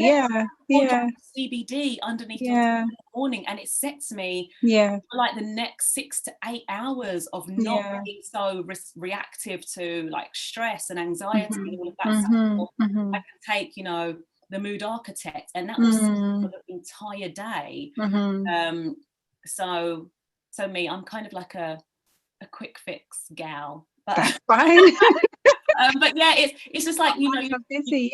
You have to find what works for you, because exactly, some people, initially for me it was about changing what I was applying to my hair. That was the initial, and it is still very much very, very, but very, there has to be a balance.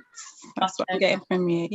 But I just think that some people aren't very intuitive about what it is that's affecting their hair, their skin, their nails and everything, and that's fine. But I think for me, I've gone through a lot of trial and error. As I said, I do know when it's hormonal. I do know when it's dietary. I do know when it's stress. And my hair type, my mum has a very different hair type to me. So I couldn't look at other members, like female members of my family. Yeah. Oh, I need to do what you do with your hair for it to work for me. It wasn't like that. So it was a lot of trial and error. And I think that for a lot of women out there, we're not comfortable of going through that trial and error process, because of all, you know, there's a lot of societal things that go along with, you know, leaving your hair natural and doing all the rest of it, and, you know, giving your hair enough time to relax and to breathe and all the rest of it, to really investigate what is happening. But yeah, I just think that you always have to try something new. If you've been listening to one person and it's not working, that's not working for you, just be willing to try something different, whether it's changing your hairstyle, maybe trying a different protective style. All protective styles don't work for everyone. With taking a supplement, even it does take time. Like, it isn't like with the supplement that we have, within, because your hair growth cycle is 3 months.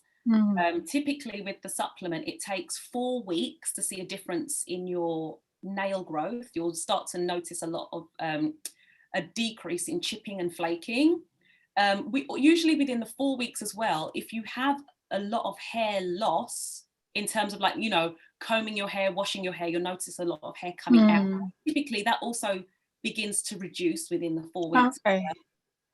But usually within the 6 to 12 week time frame is when you'll start to see the difference. So it's about patience as well, having the patience, because I know we're in a world where people want everything to be instant, but you do have to sort of wait in the work. It isn't just your hair is a part of it, but you have to just say, whatever's been reflected in your hair is, you can address what you're seeing in your hair, your skin, your nails. You really are putting off other, you know, health issues in the future. So, you know, if you are persistently having a dry scalp, dry skin, brittle hair falling out, hair thinning, don't just think that covering it up. You really need to investigate. You really need to investigate it, because you don't know what that will turn into 2, 3, 5 years down the line.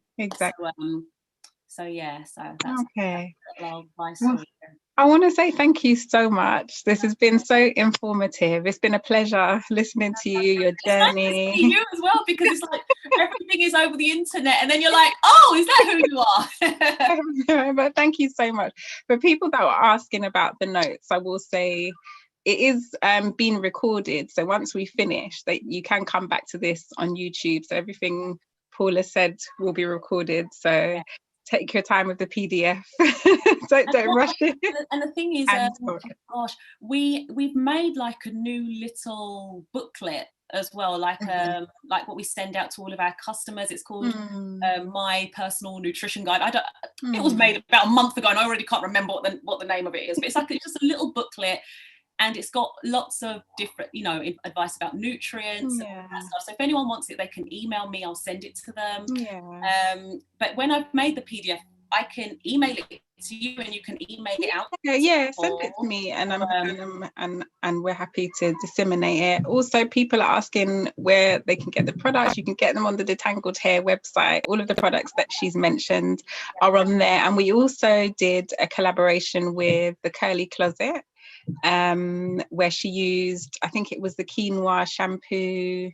Yes, we sold out of that. Oh, do you know what? I know it's coming back like soon. Manufacturer has gone out the window, but I'm going to try to get it back by the end of the year. But we have everything else. But she used some of the other things as well. So if you guys want to see how that works, have a look on our Instagram page, and I think it's on our YouTube page as well, so that you can see. And I think one of the comments that you said about it really absorbing into the skin, and the hair. I remember she said that was one thing that she really loved, that she could just feel it absorbing in really nicely. So it's just a nice testament. So have a look at that, guys. Superfood Lux, Paula Francis, and your mum as well, and there's the other co-founder, so shout out to your mum as well.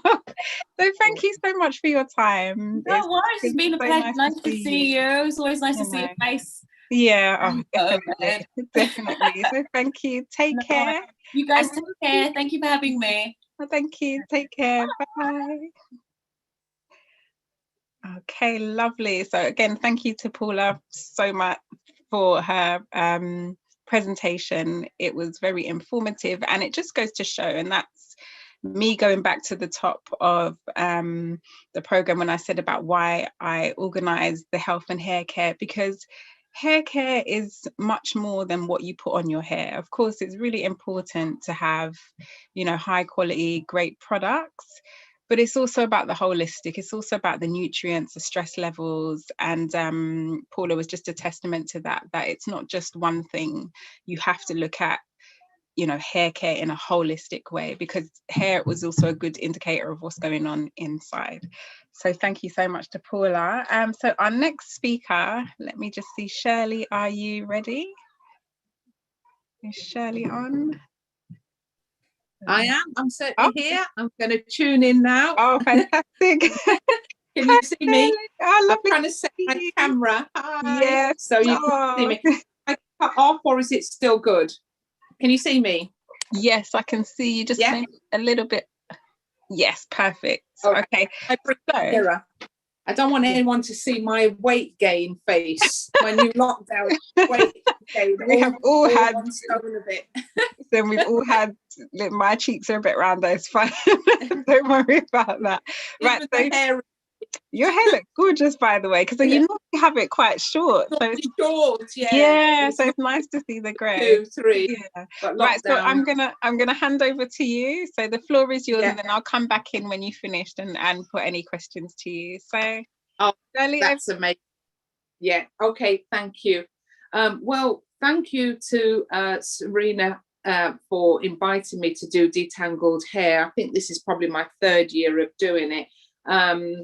I'm just going to take you through. She asked me to really talk about the profession of trichology. So I did do a little PowerPoint. I'm not going to bother to share screen, but I'll glance down just to keep myself on track, because I am a bit of a talker, and I'll just keep going and going.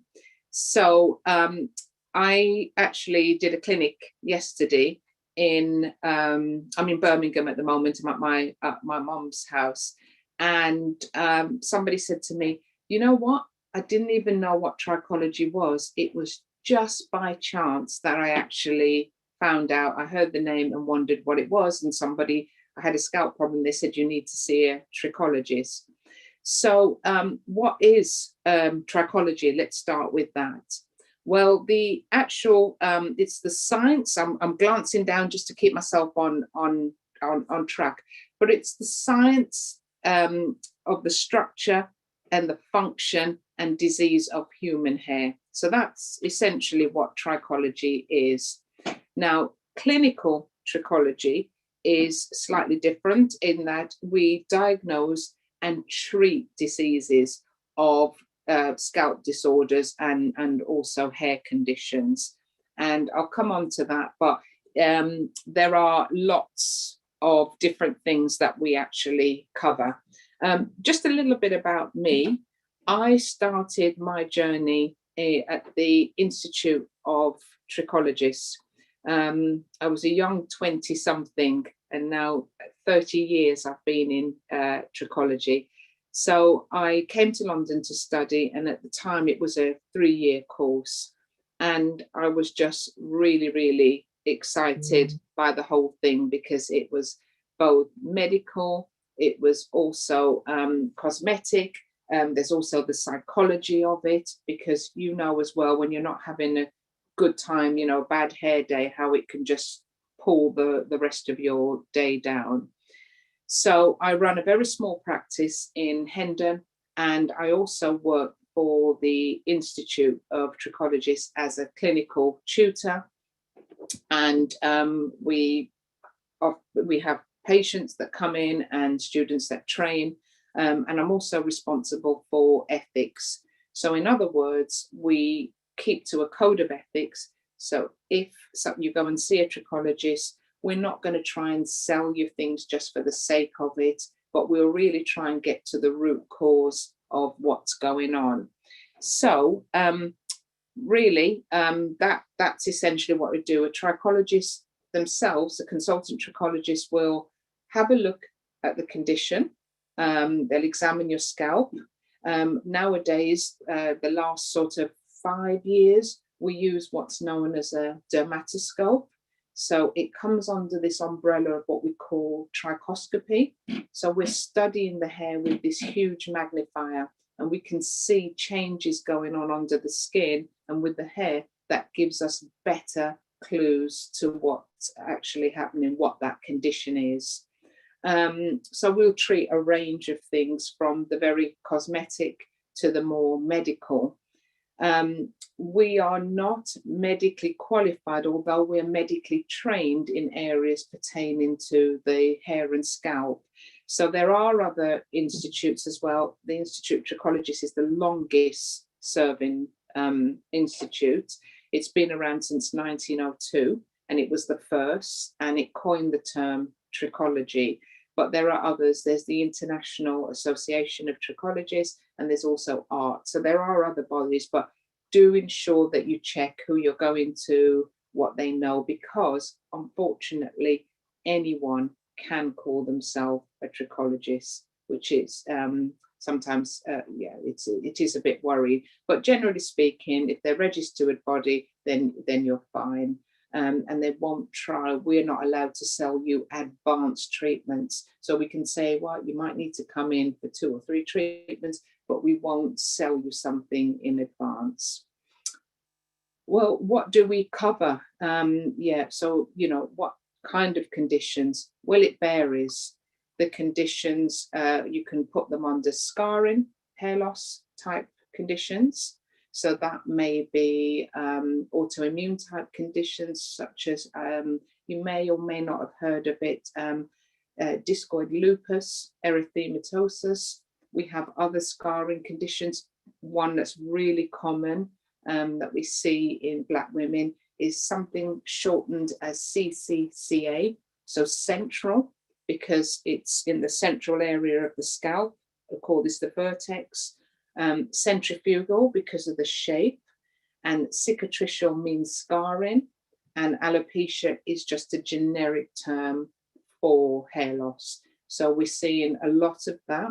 We now know, because research is always going on, that this is caused by a protein, a gene defect known as PAD13. So we're seeing a lot of that, and people do need to get treatment and advice on hair care. And we also have the non-scarring types of hair loss, such as genetic hair loss.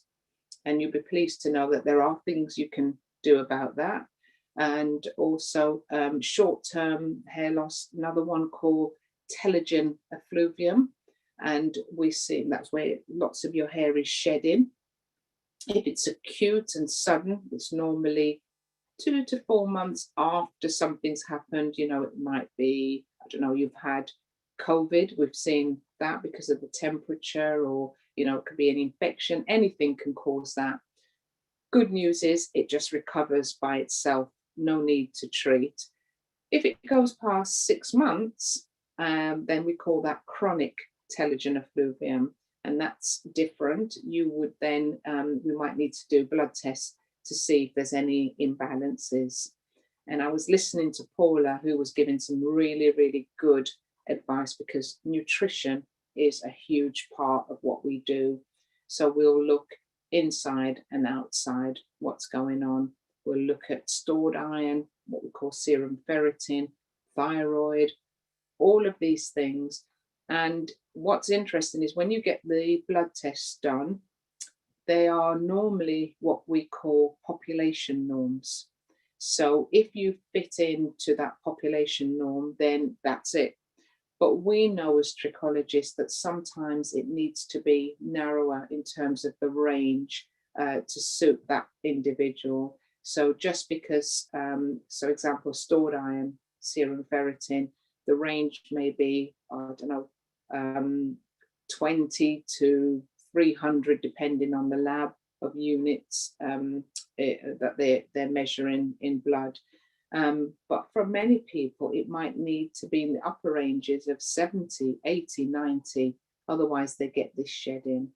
So it's a good idea to see us. It's a holistic approach that we're actually doing. And then there's other things we do. So not all of us, some of us will buy in, but we'll make it would come under cosmetic, but it's more of a pharmaceutical range. So I usually say to patients, it's not in any sexy packaging. It's not that. It's there to do a job. So if we saw someone with a scaly condition such as seborrheic dermatitis or psoriasis, then we might prescribe a scalp ointment to cleanse the scalp and specific shampoos. Shampoos known as keratolytics, which clean, and they're also known as antipyretic, which means they stop the itching. We might also give you an antiseptic shampoo to reduce the bacteria and the yeast that sits on the scalp. So those things we'd get you to do for a time, and then hopefully the condition would then be under control. So we'll make them up. I make my own up. There are other colleagues who would buy them in from other people. And we tend, with those products, we only prescribe to people who we see. So that's our insurance as well. We're not just going to sell it to any and anyone. If we want to have a different range, then there are other things we need to put in place. And another fellow trichologist, Annette Clark, she's got a range of products and excellent products too. So Annette would also have another cosmetic type range that and other people that you can buy. But the trichological preparations are specifically for scalp issues. And then there are some of us, when people enter the profession of trichology, we come often with different backgrounds.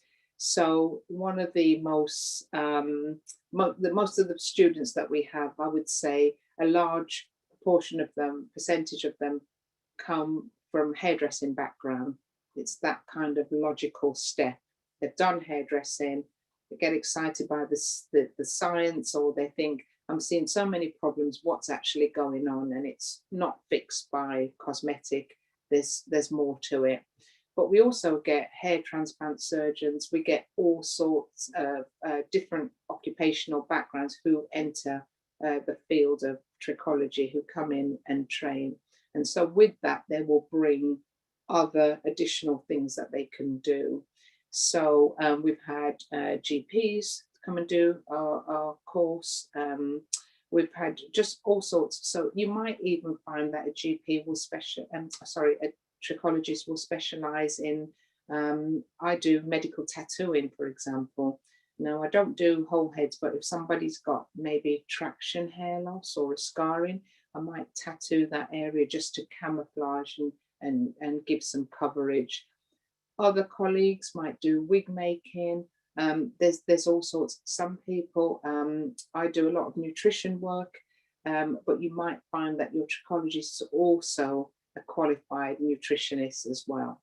So there are lots of other areas that we would enter into. What I'm hoping is that Serena's sitting there in the background, and in a minute there might be some questions that I can take just to add to this conversation. But the final sort of question that I've been asked to talk about is, well, when do you see a trichologist? Often people will go to their GPs because that's the first person you think of if there's something wrong, or they might ask their hairdresser and then they'll move on.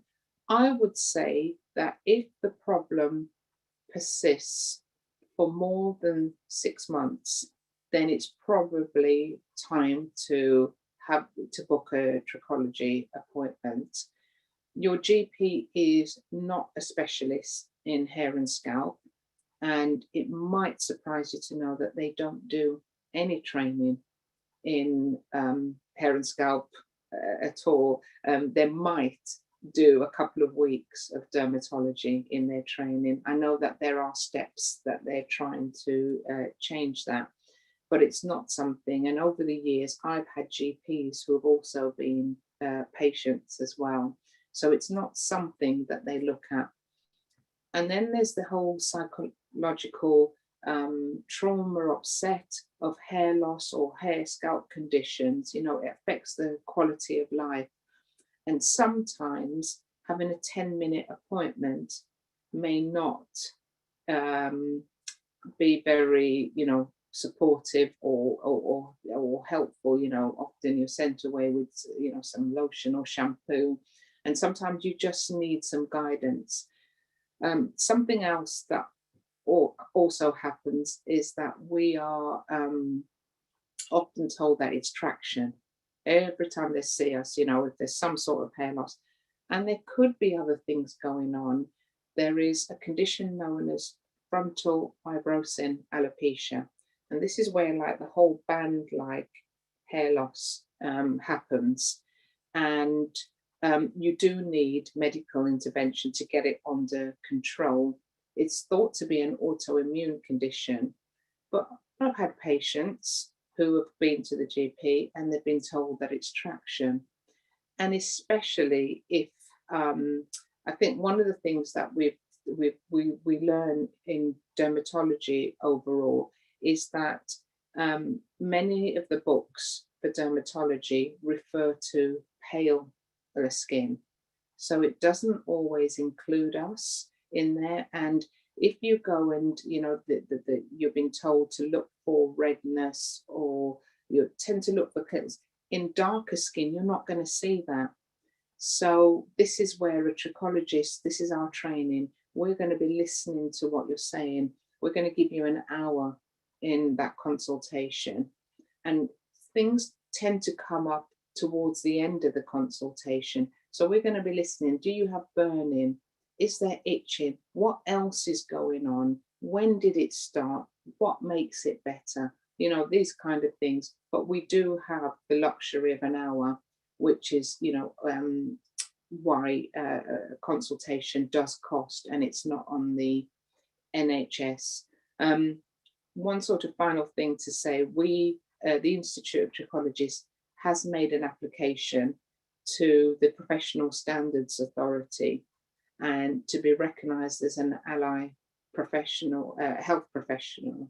So once, hopefully, fingers crossed, we get that through, then we would be alongside the other professions like chiropody and so on. So then we would gain more recognition and also the trust by the public as well. You have to jump through a number of hoops to be on that. So with that, I think I'm going to ask Serena if there's any questions that I can take. And hopefully I've covered everything in what I was asked to do.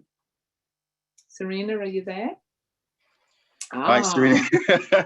I'm not Serena. Surprise, surprise. But I want to say thank you, firstly, Shirley.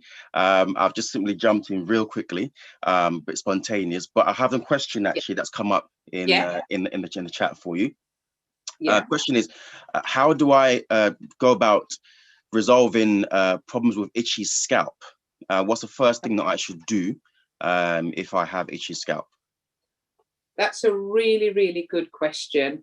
And one of the things that I would say is, contrary to what you've been taught and what you believe, and this is all my colleagues, 30 years of experience telling you this, that please, please do not rub oils into your scalp.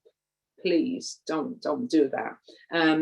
You can then develop what's known as irritant dermatitis, and that's going to lead to more itching, and then you develop an itch scratch cycle. Lots of products on the shelf have additives in them to keep them stable on the shelf. So those things can become irritant. Another thing to do to help resolve the problem, and if you want to expedite it really quickly, is to wash your hair more frequently.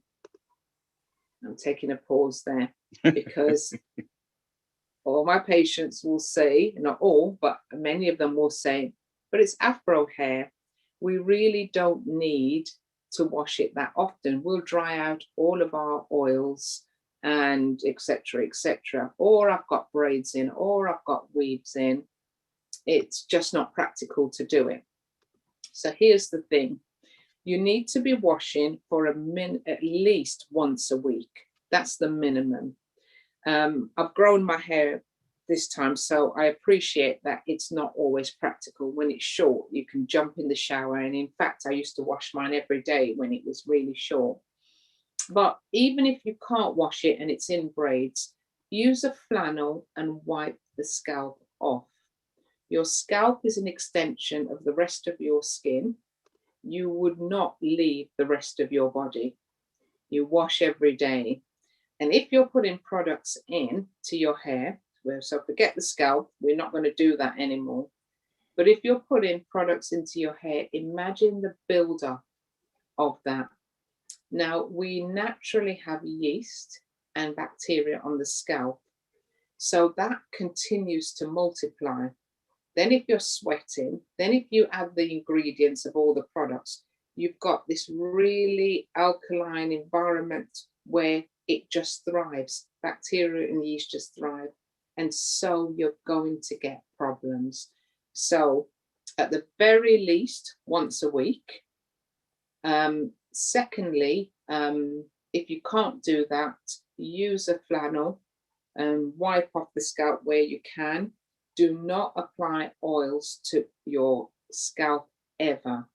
Now, I was asked this question yesterday, but around the front here, because I've got, seborrheic dermatitis, and the front here gets really dry and it's wide, I can't leave it like that. When you use a moisturizer like oils, or you use an oil-based moisturizer or something, then what's going to happen is you're just masking it. Paula mentioned it.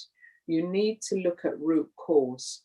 Are you eating enough of the right omega type foods, oily fish, or are you taking a supplement to combat that? What about your vitamin D? Secondly, you can always use maybe, and it would be better to use something like an aqueous cream, maybe like Cetraban or Double Base. Why? Not because they're so wonderfully natural, but they're hypoallergenic. They're not going to irritate the scalp. But unfortunately, whether we like it or not, and it doesn't matter how pure the oil is, in my profession, we see that people react a lot to oils on the scalp. Remember, I didn't say hair, I was talking about the scalp. I hope that answers that. That is brilliant. Thank you. And I think you touched on a really key, important element that many of us tend to sometimes overlook, which is perhaps the need to put grease or oil on our scalp. When we have dry scalp, we think, right, let's moisturize it with oil substances, which actually sometimes is counterproductive to what you want to achieve with your scalp. So I think you've made a really good point. And I think another key element that we should take more note of is the frequency of washing our hair. Once a week might sound like an unusual request or demand, but actually, it goes a long way in terms of moisturizing your scalp and actually keeping your scalp healthy because of the buildup that does amount as the days go on. Yeah, and we have this belief that we don't produce the oil. We produce the same amount of sebum as all races. What happens is, because we have this type of hair shape, our hair follicle is sort of elliptical, it's like a kidney flattened that shape. We don't hold the moisture in the same way.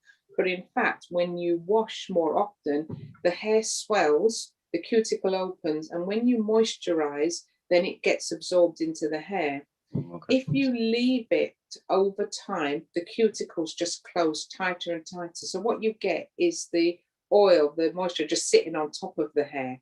So it's better to wash it. And initially it might feel a little bit drier, but it will get better and better, and your hair will thank you for it. Of course, there are going to be people out there who say, well, I've always washed my hair once a month, once every 6 weeks. And this is also Caucasians and Asians as well. And I've not had a problem. That's true, but we're all individual. But if you have a problem, particularly, I would say you need to change the pattern. Thank you very much. I have another question that's coming for you. If your hair is thinning due to menopause, what would you advise? And in addition to that, same person, are you able to use heat methods? What would it be advised to see a trichologist? Okay, so there's kind of like 3 questions there. So I'll take the first one, which is the hair loss through menopause. So there are things you can do, but we would probably need to see you to determine, you know, how it's related, you know, whether there's that genetic component, is there anything else going on? And then we would take you through a number of methods of remedies that you could try. So there are topical things. People may have heard of minoxidil or Rogaine. That works quite well. There are things that you can do. Some people don't want that. They want the natural route. So we would look at I would go through the efficacy, of that actual natural product. You know, people talk about rosemary or any of these, or caffeine and shampoos. All of those I would take you through and see what could work for you. But hopefully, if it's menopause and we do some nutrition work, that's going to help towards it.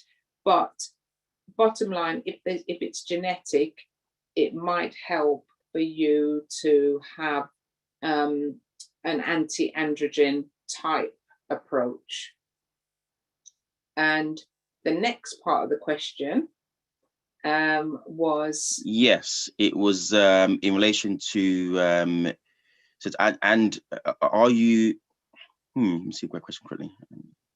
My mistake, sorry. So no, I'm trying to decipher the question correctly. Said, and if you're unable to use heat methods, would it be advised to see a trichologist? Yeah. Okay, so there's 2 things with heat. Heat, we know, isn't great for the hair. If you keep doing it, then it's going to dry out. Just normal weathering wears our hair. But I don't think you should rule it out entirely. It depends what's going on for you. Because here's the thing. Sometimes when you blow dry your hair, the moisturizers you use with some hair types tend to get absorbed better. So I wouldn't say it's a hard and fast rule, but obviously using straighteners repeatedly or really high heat or intense heat is going to cause damage long term. So it's just a balance. What I think is, if you're going out somewhere or you've got something special, then yeah, you might want to have the straighteners. But generally, no, I think if you're internally quite balanced, nutrition's good, the hair will withstand it. Some hairs are much more fragile, so it's not a hard yes or a no answer. I think that's what I'd say. And the final part of that question was, when should you see a trichologist? And I would say that if you've tried over-the-counter remedies, if you've been prescribed something by the GP and it hasn't worked, and if the problem's been there for around 6 months, I would say it's time. If it's not something that you can fix cosmetically, I think it's an actual waste of time. And we had a webinar recently at our institute, just our normal continuing professional development. And the question somebody asked is, how do you justify the cost of a consultation? And she answered really well. She said, just like your car, you would MOT, you would service, you would look after, it's the same. But it's interesting because cosmetically, I think we probably find it easier to spend. But when it's our health, or when it's something on something, doesn't resonate in the same way. But for some of us, we'll go out and we'll buy that thing, that whatever it is, that gives us that short term. But investing in our health seems to be something that we don't always want to do. But I would say, yeah, if it's something you can't fix over the counter, it doesn't resolve within, say, 6 months, then yeah, time to see someone. I think that's me, unless there's any more questions. I think we've got Serena back. I'm back. Yes, sorry. I changed slightly. Just gone. Doing a swap. Yeah. Yeah. Thank you so much, Shirley. I think that's all the questions. I think Emeka covered everything. I think the only question was if people want to get in touch with you, if they want to book an appointment, or if they want to ask any questions, how can they do that? Okay, so my name's, as we said before, Shirley McDonald, MCD. I'm not showing off, I promise, but if you Google my name and you put hair or you put trichology, all the information will come up. But if you go onto the Institute of Trichologists website, you will find me in the personnel. I'm based in Hendon, London, and I do a monthly clinic in Birmingham also. But just put in my name, but it's the Hair and Scalp Clinic, co.uk. Yeah, and you can easily find me. But phone number, it's going to be too quick, but 077 8097 1239, and a text, please, not phone calls, and then I can put time aside for phone calls.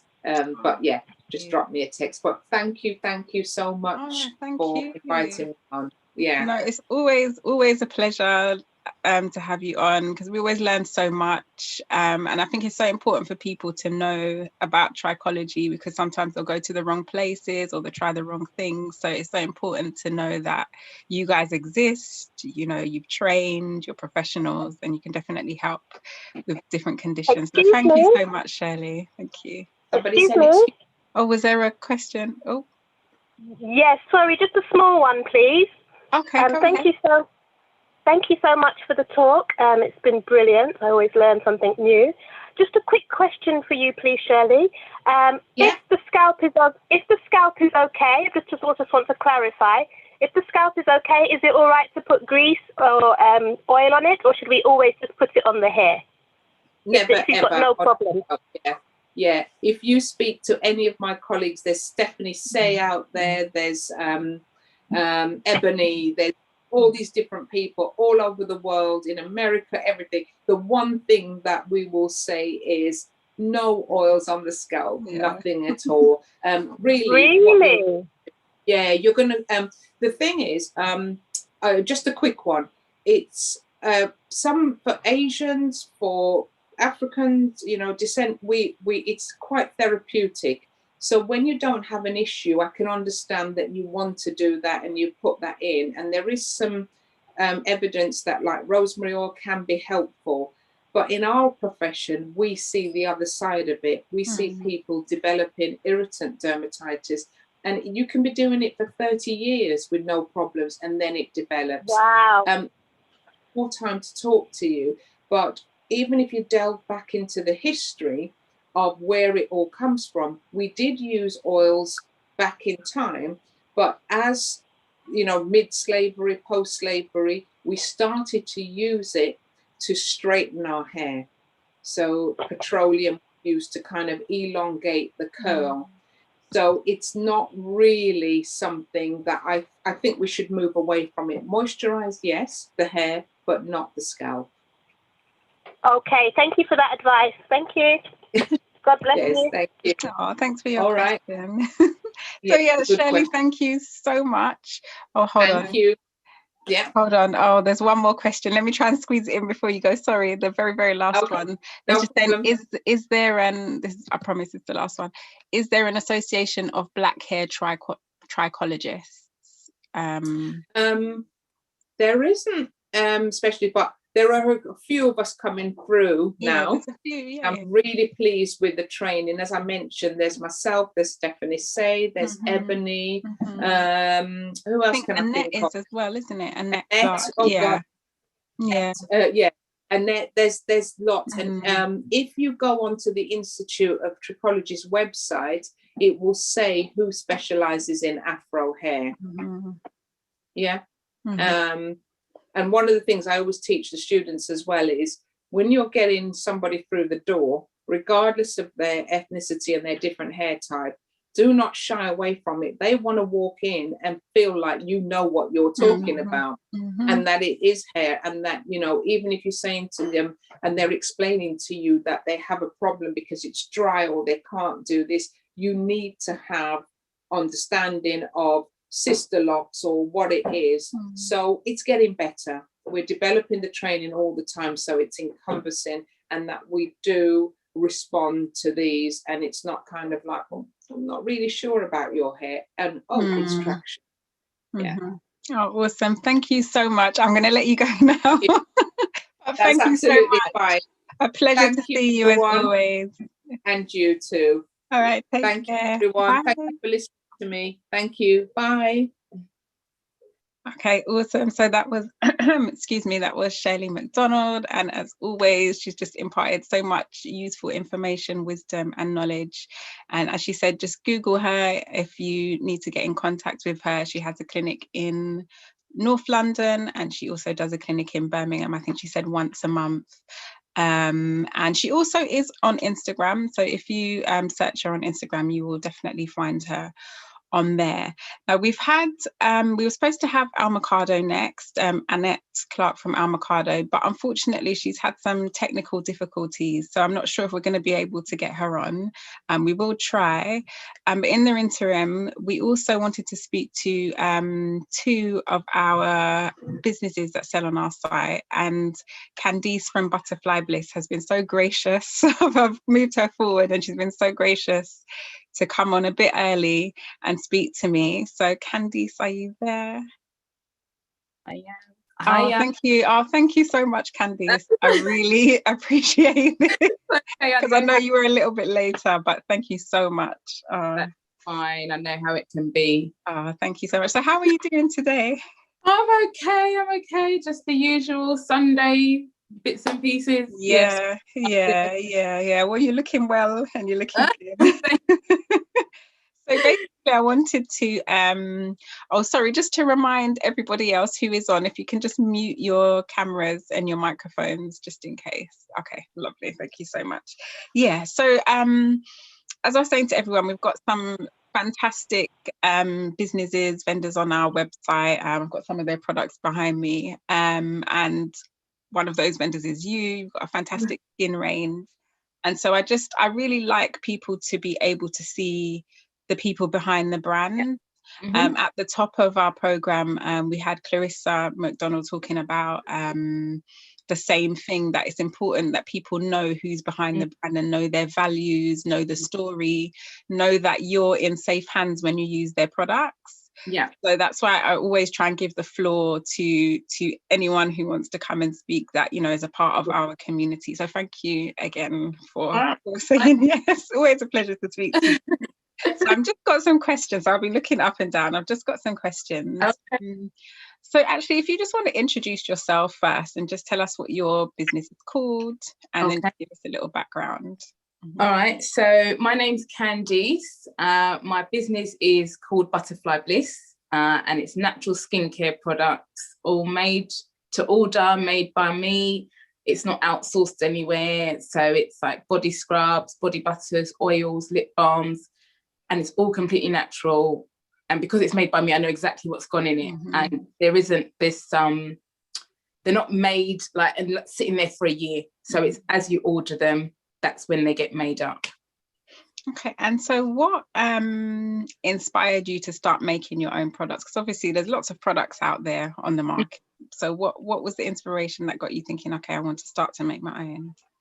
It was actually my son, my youngest son.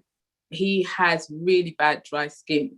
And the doctors, you know, as they do, they give you all the boylatum and whatever, put in the bath and in there to cream their skin afterwards. And it just happened that just one evening I was just looking on the back of the bottles and lotions and just seeing what it was, and I was like, none of this, like, what are all these long ingredients that have like about 10 letters in the one ingredient? And so I was just like, no, this isn't it. And then I was also off. I wasn't working at the time because I'd gone through a bereavement. So I was taking some time. So I thought, well, you know, it'd be something to kind of take my mind off it as well. So I just started going online and just playing around with various different, you know, ordered some coconut oil, shea butter, cocoa butter, started playing around with it and started using that on his skin. And I really saw a complete difference. And I was like, well, why I don't need to use these things that the prescribed when natural things are working just as well. And that was, he was what, 4, and he's going to be 10 now. He's going to be 10. Wow. Haven't gone back since. You see, so there you go. Now the name Butterfly Bliss, I know there's a special meaning behind that. Can you tell us about where the name came from, what the inspiration was? So the name Butterfly is, as I say, I was going through a bereavement. I'd just lost my mum. So the mantra behind it is just when caterpillar thought her life was over, she emerged a beautiful butterfly. Yeah. So for me, it's like at the darkest time in my life, because there's no loss worse than your mum. Something good managed to come out. So so that's why Butterfly Bliss came about. Yeah, and it's almost like that legacy living on as well, isn't it? Yeah. Oh, okay. So can you tell us a bit about your range? Tell us about the different products that you have, some of the key ingredients that you use. Okay, so I have got a few bits. I just managed to grab a few bits out of my bathroom. So this is one of the body scrubs. It's almost, I'm terrible. Look, I've almost finished it. Because it worked. So this is my favourite one, the coconut and lime body scrub. And I would say, like, just you only need to exfoliate, say, twice a week, because otherwise you're going to start stripping your skin of all its natural and end up really dry. So you don't need to exfoliate more than 2 or 3 times a week, because skin needs moisture. So this has got coconut oil, it's got sugar grains, sugar granule, lime essential oil. Everything's got vitamin E in it. It's got a natural preservative. I think that was probably the thing that took me the longest in finding products, was a natural preservative and a natural antibacterial, because once you start to introduce water into something, fungus. So this is like a shower product. Wet hands, you then start to put, so it's got grapefruit seed extract, which keeps out all the bacteria and nasties, and a natural preservative that will keep it for about 3 months. That's twice 2 to 3 times a week. Also have body butter. Don't know if you can see the light. This is the super glowy one. Again, I'm almost done with it. But yeah, this is the one I use on my son's skin, super glowy, because it's really good for dry skin. And this one has shea butter, coconut oil, lemon tea tree. Really good for the dry skin. I use the mango and coconut. I just grabbed it out of his room. I use the mango and coconut body butter. That's my favorite one, which mango butter, coconut oil, shea butter, and essential oils, and again, vitamin, everything.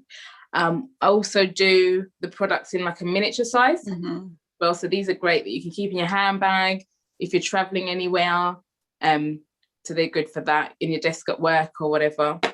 And then we also have lip balms, lip scrub, and body oils as well. So so they're all great for that. And the body oils are great for in the summer, especially like when you don't want anything heavy to put on your skin, as a better. So the oils, so this is the soothing body oil, and yeah, this one smells it.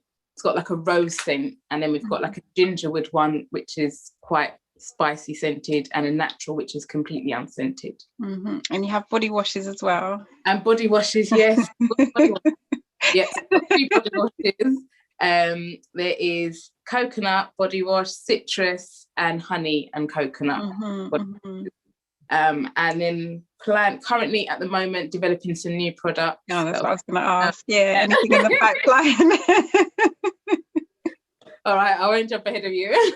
Oh, no, it's okay. If you can tell us about anything, because I know sometimes if you're developing it, you might not.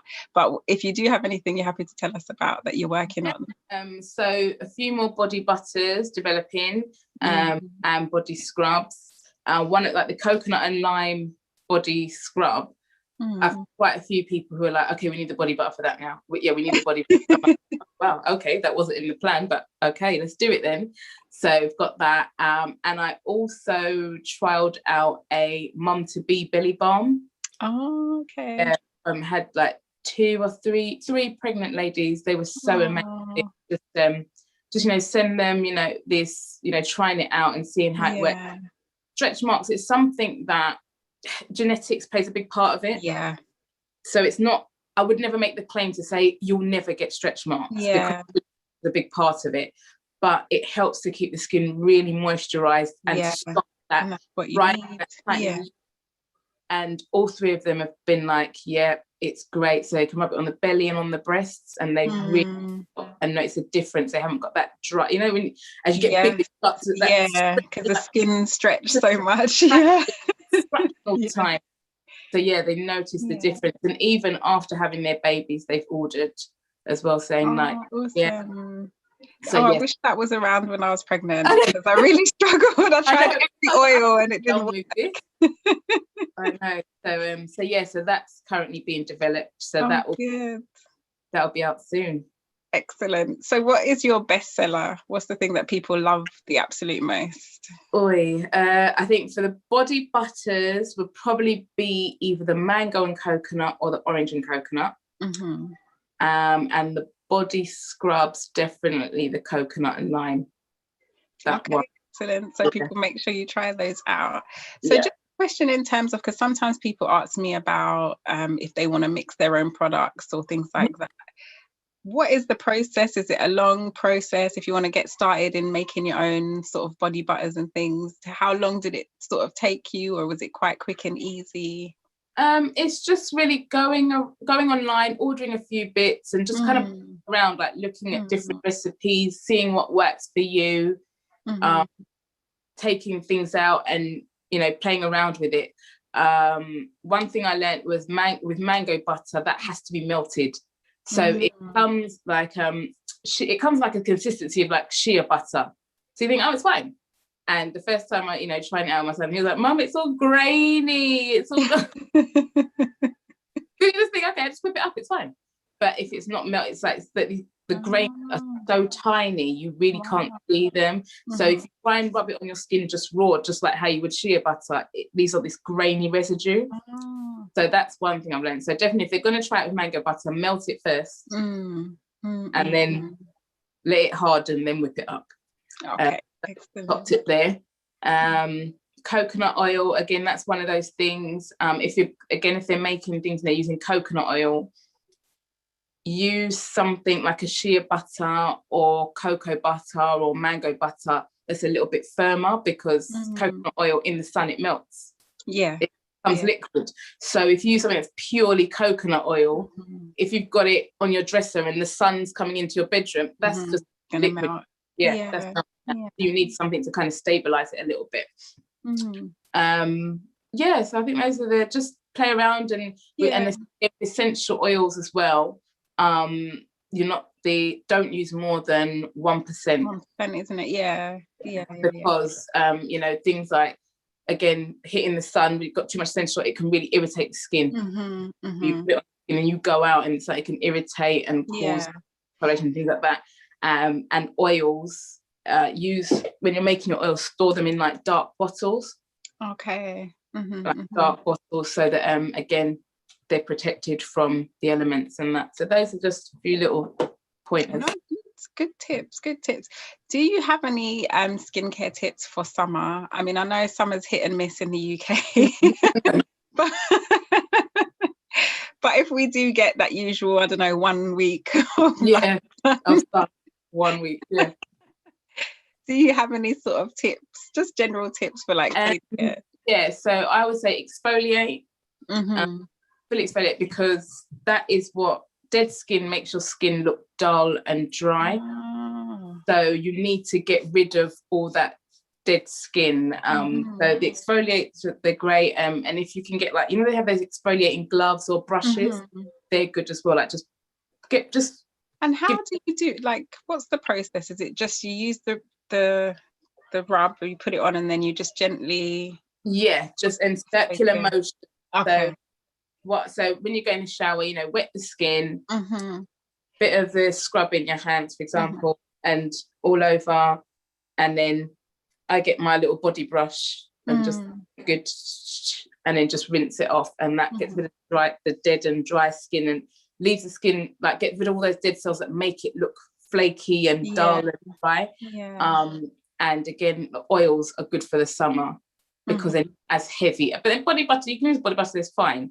But if you want lighter, lighter, the oils are good for that. Like, body oils are good for that. Okay, awesome. And my last question is, okay, the products are available on the Detangled Hair website, and I know later today Candice is going to do a little special offer for us. So can you let us know what the special offer will be? So it's going to be 25% off. Ooh. And I think I worked out that. And it's, the code is going to be Detangled HH. Okay. So into that at the checkout, they'll get 25% off, and it'll be valid for the whole of May. Oh, for the whole of May. So the 25% is valid it's valid for a week, and then 20% for the remainder. Okay, guys, so there's no excuse. You've got the whole month. Let's stock up and prepare for that 1 week when we have, you know, good sunshine. In the UK. Okay, so that will be live later today, and then all you need to do is enter the code at the till. But when you go onto her shop on Detangled, you will see the code up anyway, so just in case you don't remember it. And also for the future, I mean, I know we've all been in lockdown and we haven't been able to do any events or anything, but have you got anything planned, you know, maybe if not later this year, next year, in terms of events or anything? I haven't got anything planned. I'm just it's you know, just seeing how it goes, go with it, and see what happens, really. I have missed doing events and being around people, and you know, because I have my little samples there and raising it, try them out. So I have missed that for sure. So I'm getting back to doing that. Yeah, and I guess the final thing I'd say is, have you got a self-care tip? So something that you really like to do, because I know for me, self-care is very important, and especially now that we're sort of going back into normality, that is going to be quite stressful as well. So have you got any tip that you can share, maybe a way that you like to relax? My way is just carve out a specific time. Well, I say a specific time because I would say, let's just say, like, oh, some self-care, do this, and I never did. And then I was like, okay, you know what? On a Sunday evening, I finished cooking, finished cleaning, finished doing the uniforms, everything's done. By about 5 o'clock on Sunday, that's my time, and I will go, and that's when I'll do my exfoliating, do a facial, do my nails, use my oils, just sit in my, and I tell the boys, I'm like, listen, you've had me 6.5 days. From Monday morning till all of Sunday afternoon. Now it's time, please. And they're old enough, and they kind of like it because it means they get to go on the PlayStation for a little while. They're like, yeah, you're not going to bother us. Do the right thing. So let's go on. So like, it's fine, I'm fine. So so just carve out a little bit of time, just even if it's reading a book, watching a film or a series that you want to, you have to have even if 1 hour where it's you to just switch off and just be like, you know what, I just need to reset from before getting back into everything. So yes, Sunday nights work the best, so it feels like I start the week revived. Yeah. Oh, awesome. No, definitely. It's so important to take time out. And like you said, we always promise ourselves and then we don't do it. So it's about being intentional and setting it and saying, no, it's not negotiable. That's it. Unless I'm out, it's not non-negotiable. Okay, definitely. Well, Candice, thank you so much. I know I pulled you on a bit earlier. Thank you for everything you do for the vendors. Like, you guys are great. Like, we really do appreciate it. I'm an emotional person, so don't thank me too much. I don't want to become a weeping willow, but it's my pleasure. You know, I just have to say I'm inspired by everybody's journey so much. You guys don't know how much you inspire me. So it's nice to be able to do something little, you know. I don't even feel like I do that much, but you know, to do something to give you guys a platform. So yeah, thank you so much. So I will let you get back to, I know it's Sunday today, so prepare for your self-care. Thank you again. First. Yeah. Remember, it's bank holiday tomorrow. I know. The little one hasn't stopped reminding me. There's no school tomorrow. I know there's no school tomorrow. Yeah, so make sure you enjoy yourself. Oh, hold on. I think there's a question. 1 second. Let me not let you go. What was where's the question? Oh, no. Okay. Sorry, Candice. I'm just. That's all right. Oh, I think somebody wants to actually say it. Okay. Has someone got their hand up? Do you want to unmute and ask a question? Are you there? Hi, sorry, another wonderful talk, thank you. I don't actually have a question, I just don't know how to lower back my hand. If you could lower it down for me, please. Thank you. No problem. I'm just going to ask my technical. Oh, there we go. No problem. Thank you, because you know you made us laugh, so that's fantastic. Okay, so yeah, thank you again, Candice. Oh, no, enjoy the long weekend. And you. I'll see you soon. I'll speak to you soon. Definitely. Care. And the code will be live within the next few minutes or so. Yeah, so guys, make sure you go and get ready for, you know, our 1 week of summer. Hopefully it's more than that. I hope so. Yeah, fingers crossed. All right, take care. I'll see you soon. Bye. All right, then, bye-bye. Okay, so I'm just going to check. So as I said, we were due to have Annette Clark from Al Mercado, but she has had some technical difficulties, and I don't think she is on. So I do apologize, because she was going to talk about caring for locks. So if you did come specifically for that, we're gonna see if we can get her back. If not, because we have had. There were 2 other speakers that were due to speak, but unfortunately they're quite ill, so they can't. So this just tells me I'm going to have another event. If you would like us to do another event, then, you know, put it in the chat. But I think I'm probably going to have to, because the topics that they were speaking on were, you know, really interesting, really important.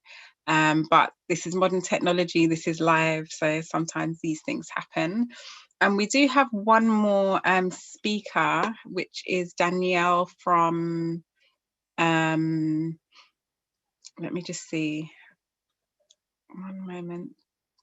Apologies, I know this is live. Okay, I'm sorry, I'm just checking.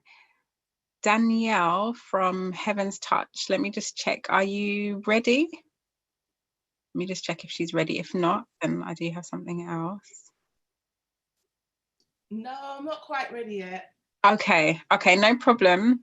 I am going to just talk about something quickly, and then I will come to you. So we have got Danielle in the building, but she's not quite ready. So I'm just going to take a moment to talk about my book, which is The A to Z of Natural Hair. This came out last year, and I wrote this in response to a lot of questions that I get about how do I get started on my natural hair journey.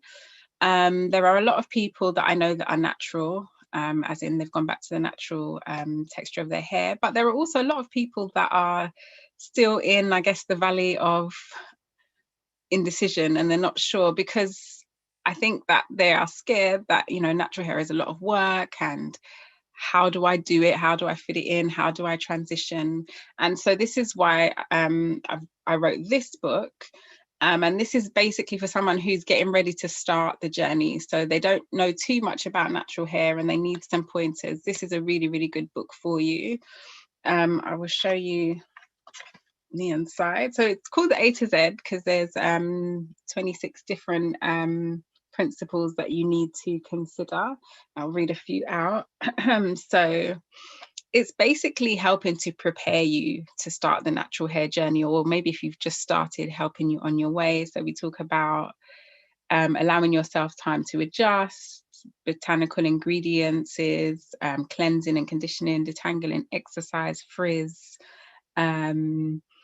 questions for potential hairstylists, protective styling. So I go through all the key points that I think that I've picked up over the years from my own research, from my own experience, from talking to different professionals.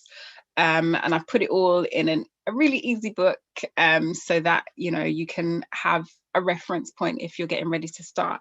It's also, I'm a very visual person, so it's also nice and colourful. So it's a nice book to have.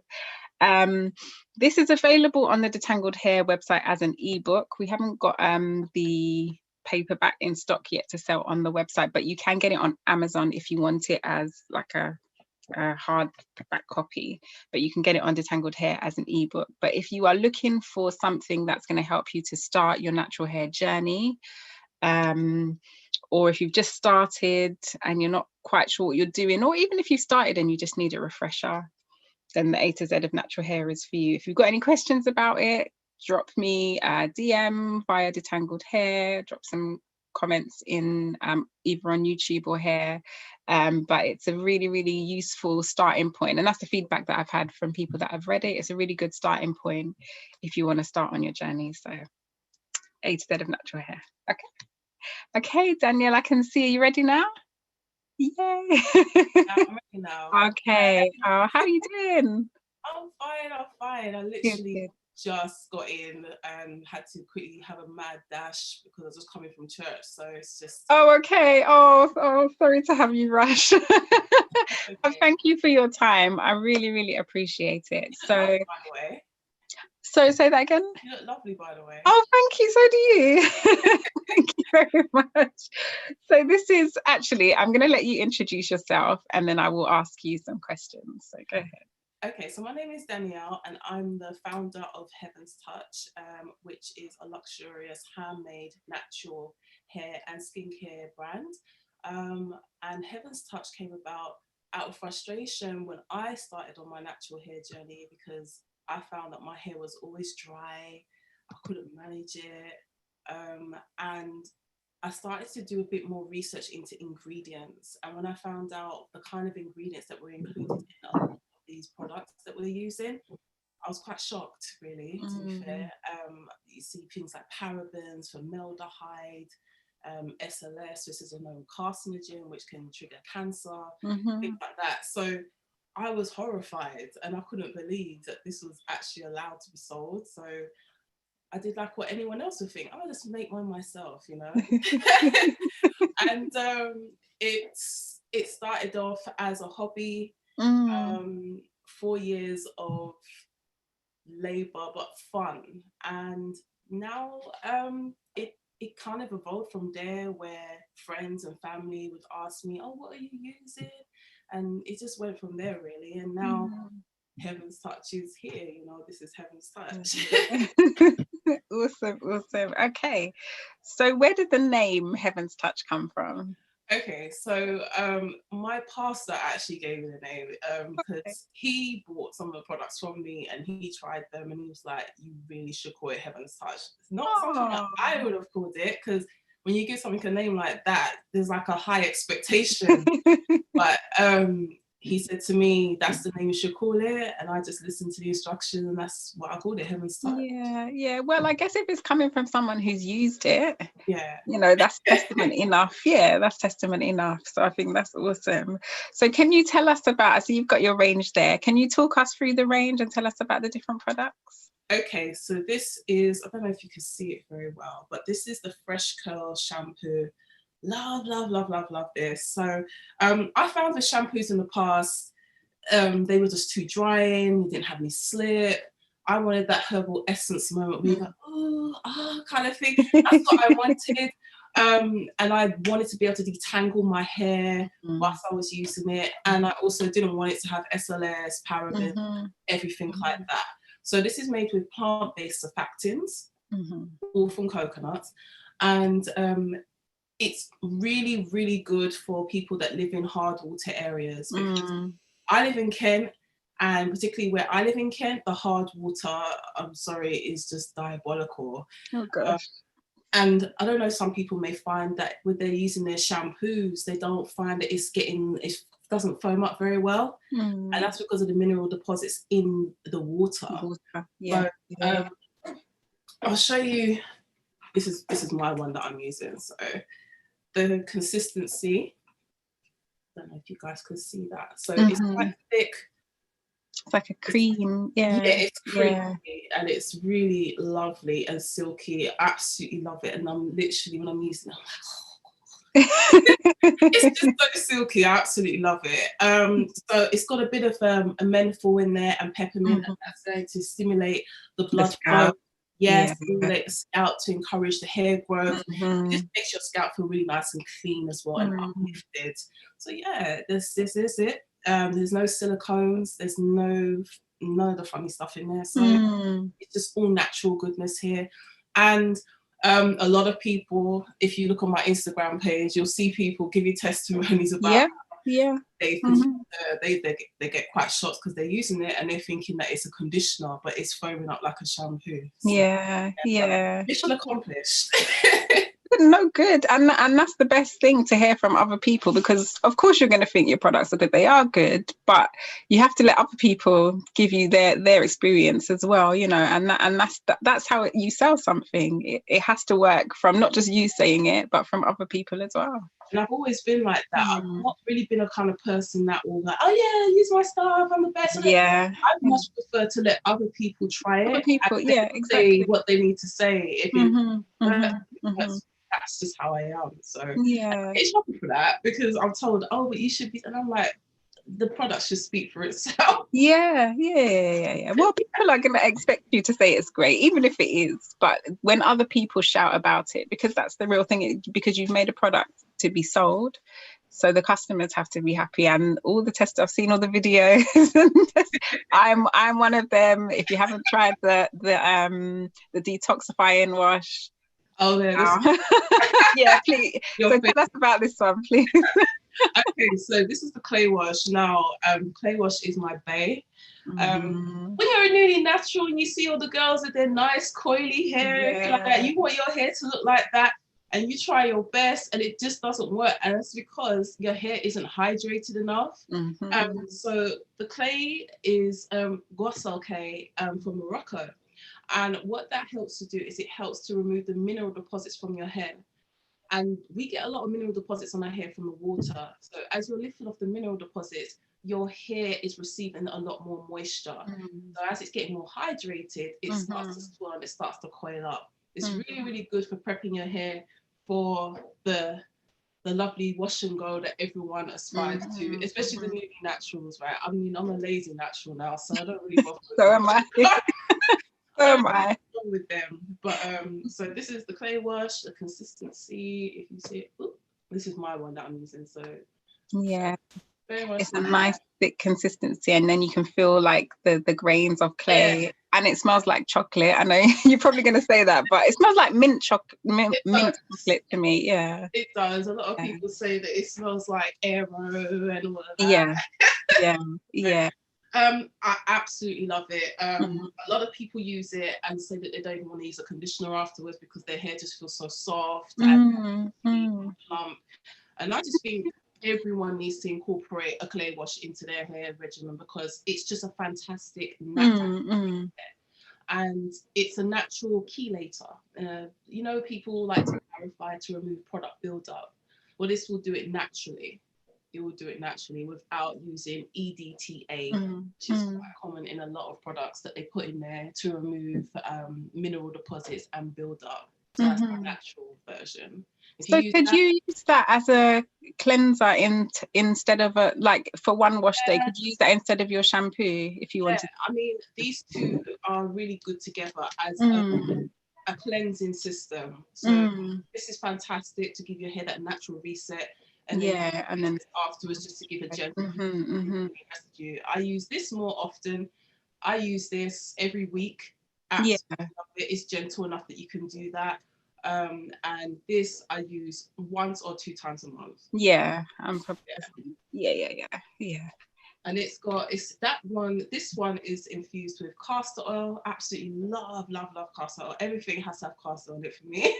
Pretty much everything has to have castor oil because I just love it, and I just love the consistency. I like thick oils, but at the same time, it's got sweet peach kernel oil, actually. Peach kernel oil, one of my faves as well, because it's nice, and it's the molecular size of the oil is able to penetrate the hair shaft. That's what you want. Oils that penetrate. Exactly. A lot of people don't understand that oils have different molecular sizes, so not every oil is a penetrative oil. And I'll get into that another time if you want me to. Yeah, it's all about learning. I don't know if you saw, you might not have seen Clarissa's talk, but she was saying, you know, the foundation of the products is learning, knowing the science, knowing, you know, so you've shown that you've done that, you've got that foundation, and then you've built a fantastic product range. Absolutely. That was another thing.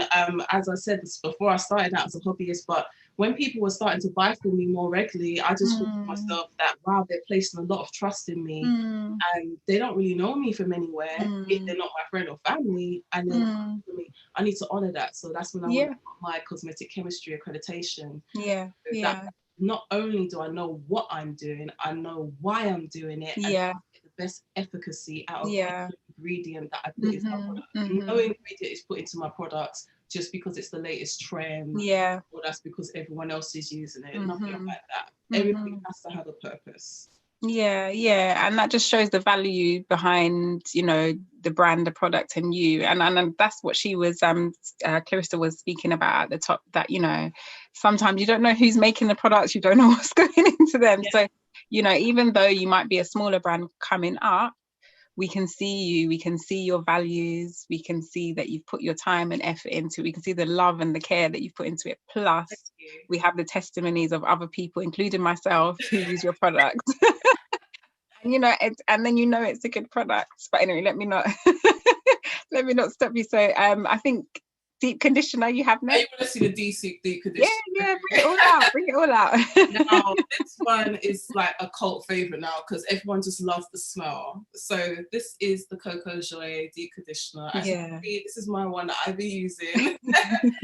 So it's slightly thick and gelatinous, you know. It's got slip. It has got lots of slip. I made sure, because, you know, we need the slip. We need that.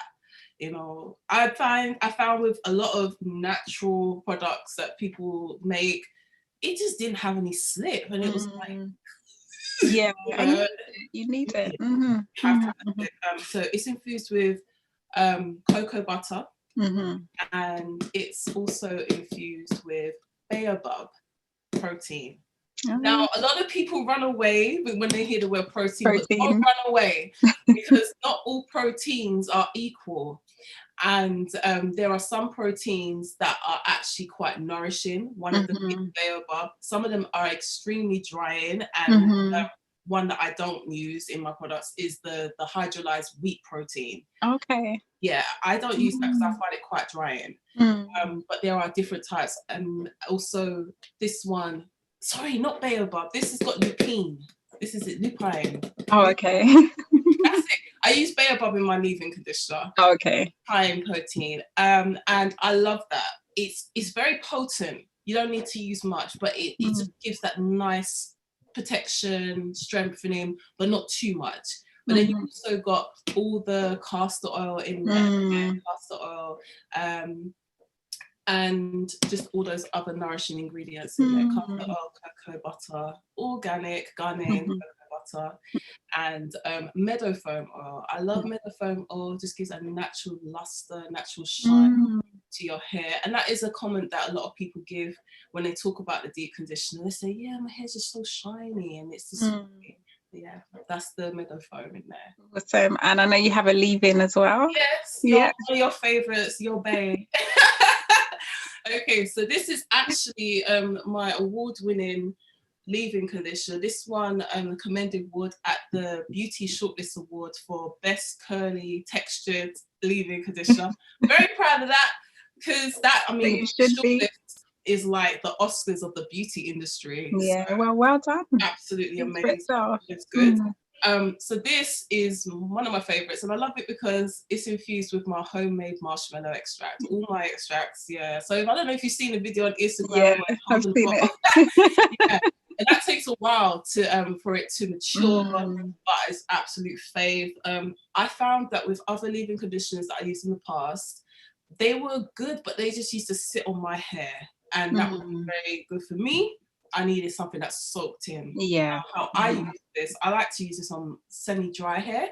And I like to squish it in. Squish, and I just leave it, and literally it was plump out. The curls was plump out. Yeah, you've seen. I've got a little video of mine before. It just soaks in naturally. A really good leave-in conditioner, you shouldn't need to be putting moisturizer on your hair every single day. And that's another thing that I wanted to talk about. Spritzing hair is great, but I really am not an advocate for spritzing your hair with tap water. That is probably the worst thing you could be spritzing your hair with because of the mineral deposit. Yeah. So that's one of. So this is my bae. They're all my baes, really.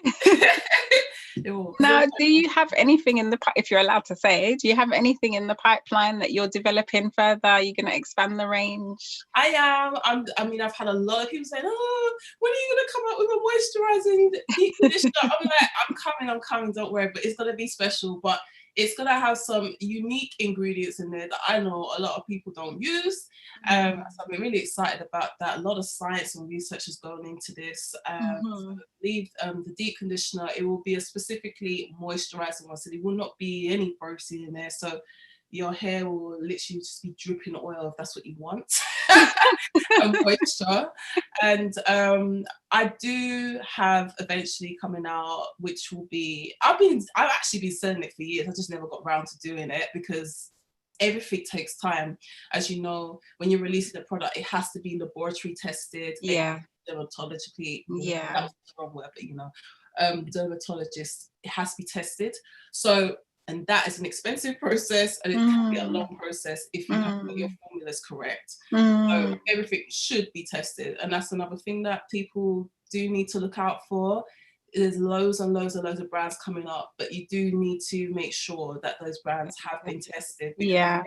Things like essential oils, using essential oils is an absolute science. You can get that very, very wrong and cause a reaction. So yeah, that's coming out soon. My husband actually uses my beard wash that I make for him and the beard. Oh, he pesters me for it, like because you know I need my beards. Yeah. So that's him. So that will be coming out soon as well. Oh, good, awesome. So in terms of creating and bringing a product to market, because I know that a lot of people, like you said, are interested in that. Can you give us a little bit of insight into how the process is, or you know, the different steps for people that might be thinking about it? I can only give from my perspective, because I haven't gone to a lab or had it made by somebody else. Literally, I've done the research, I've developed the recipes, I've done trial and error, and that, I'll be honest with you, each recipe took me about 4 years to perfect. I took long, you know, but the proof is in the pudding. People are happy, but I would say research, and take your time. And don't just include ingredients because that's what everyone else is doing. There is, and I think passion. You need to have passion. But there are processes, so you've got to develop your formula. Yeah. Then have to do your trial and testing. And you've got to make sure that it's right, because you might make something and it's perfect on the day, and then you wake up in the morning and it separates. Yeah. This gave me hell for years. Oh gosh, I used to make it and it'd be like, oh, it's perfect. And I wake up in the morning, it's separate. I'm like, what's going on? So it's hard work. But also, once you've got your formula right, once you've got your product perfected, then you do need to go and get it tested. And if you've done everything right, it's just sell-through testing. So they'll test it for preservation, that you're actually using the right preservative. Tip: grapefruit essential oil is not a preservative. Okay. Yeah, that's what a lot of newbies, because people want to make natural, they literally want to use fruits and berries. And but you need something a bit more. There is a lot. I mean, we're in the perfect time now. Science has come on leaps and bounds. And so many natural plant-derived ingredients that are scientifically backed and scientifically effective that we use, that are free from all the nasty things that we don't want. So yeah, you have to get it tested. And then after that, you can go to market and be free to do it. You're legal to do it and you don't have to worry. Because the thing is, if someone has an allergic reaction, you could be liable for that. So So you need to test. Okay, so it's a lengthy process. It's not just a 5-minute whip it up in my kitchen. For me, it was, because to bring it to market. If you're making it for yourself, if you want to bring it to market, then you have to put the work in. Basically, you have to put the work, because you're selling to people, and people have a range of allergies, intolerances. I have intolerances myself, so you have to do that background research and have that foundation. Yes. Yeah. I'm not saying that you have to become a cosmetic chemist like myself. You don't have to do that. Yeah, but you have to do something. You have to do something. Just have that knowledge. I mean, my knowledge that I have is invaluable. My best asset. It's my best asset. So I absolutely. Exactly. No learning is ever wasted, I think. So once you have that knowledge. So which one would you say is your bestseller? Which products from the range so far is a bestseller? Do you know what? The bestseller is actually the leave-in conditioner. The bestseller, it used to be my clay wash. It used to be, but these two, they duking it out. But they're sort of. So that's the bestseller. People love that. And then ringing up the rear is my baby. Yes. Baby. So how do we use that? If somebody gets that, how do they use it? Okay, so ideally you would put a towel on your head, your deep conditioner, and then you put this on. They're called cute and queen-like, And you've got your remote here, and it's got drawstrings on the inside. So I should have actually pulled that out before, but impromptu. Okay, so I can feel it now. Okay, cool. So it's got the drawstrings on the inside. So you just tighten it, adjust it to how tight you need it. And then it's got this remote here, and you guys can see it very well. But this remote will, and then you're able to adjust it to whatever temperature you want. It goes from 0 to 80 degrees. Oh, wow. Yeah, and if you've got a towel on, it will definitely stay in place. And when you go to the hairdressers and they put you under the steamer anyway, they do put a towel in your hair. It's the same thing. It just doesn't emit the wet steam, which is something that I didn't want. I didn't want the wet steam, because I just found that I didn't like the water dripping down my neck.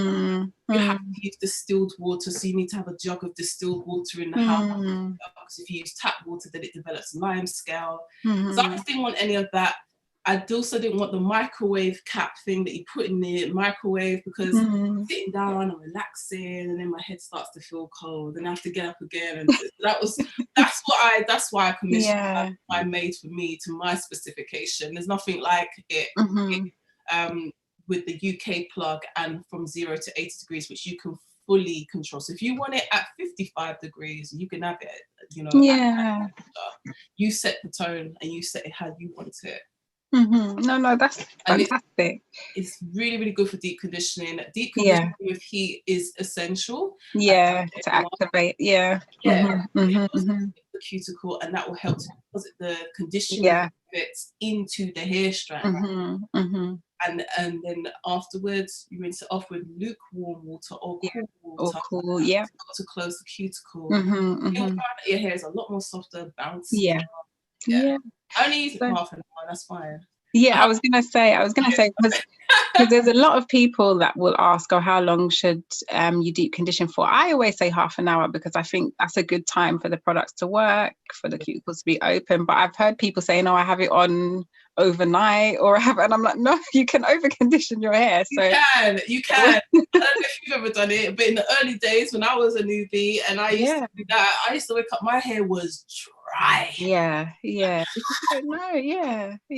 So half an hour is a great time to be able to condition your hair.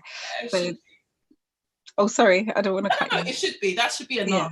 Conditioner should only need half an hour to work. Yeah, definitely. So your products are available on our website. I know you've got a little special offer for today, so people can get. Oh, you tell us what the special offer is. I have got a special offer for you guys. So what I've done, and it's not available on my my website at all. Thank you. So you guys are quite blessed today. So I've given a special bundle, which is with the deep conditioner and the heat cap in one. So you get your whole deep conditioning kit in one. That's the special offer, and it's already discounted already. And also what I've done is the shampoo and deep conditioner set. So if you just wanted to just start out with your basic, well, not basic, because this is definitely not basic, but if you want your shampoo and your deep conditioner just to give it a go and see how it is, then that's available, and that's already discounted as well on the site. And site-wide, except for the two promotions that I've mentioned, there is 15% off our products. Yeah, thank you so much. So guys, 15% off on the products, and then you've also got the 2 bundles for a limited time, so don't miss out. And if you want to hear testimonials about the products, you can have a look on Heaven's Touch Instagram page. Also, as I said, I use her products as well, and they are great. So, and I think I've even done a couple of videos myself. So have a look on our YouTube channel, and you will see that as well. So I'm just gonna check actually, just in case anybody's asked any questions. Janet is saying that the products are amazing. Oh yeah, I'm seeing amazing products. Yeah. The product, yeah. Oh, hi, Maria. Yeah. I'll be topping up soon. Yeah, I'm just making sure there's no questions I've missed. I think that's everything. Yeah. And that's it. And this is, we as consumers are saying the products are good. So it's not coming from Danielle, even though she can say that, it's coming from us that have used it. So, definitely give them a try. You won't be disappointed.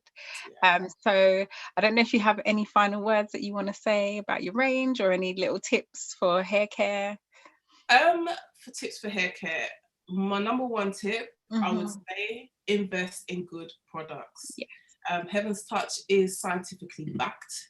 These products have been formulated scientifically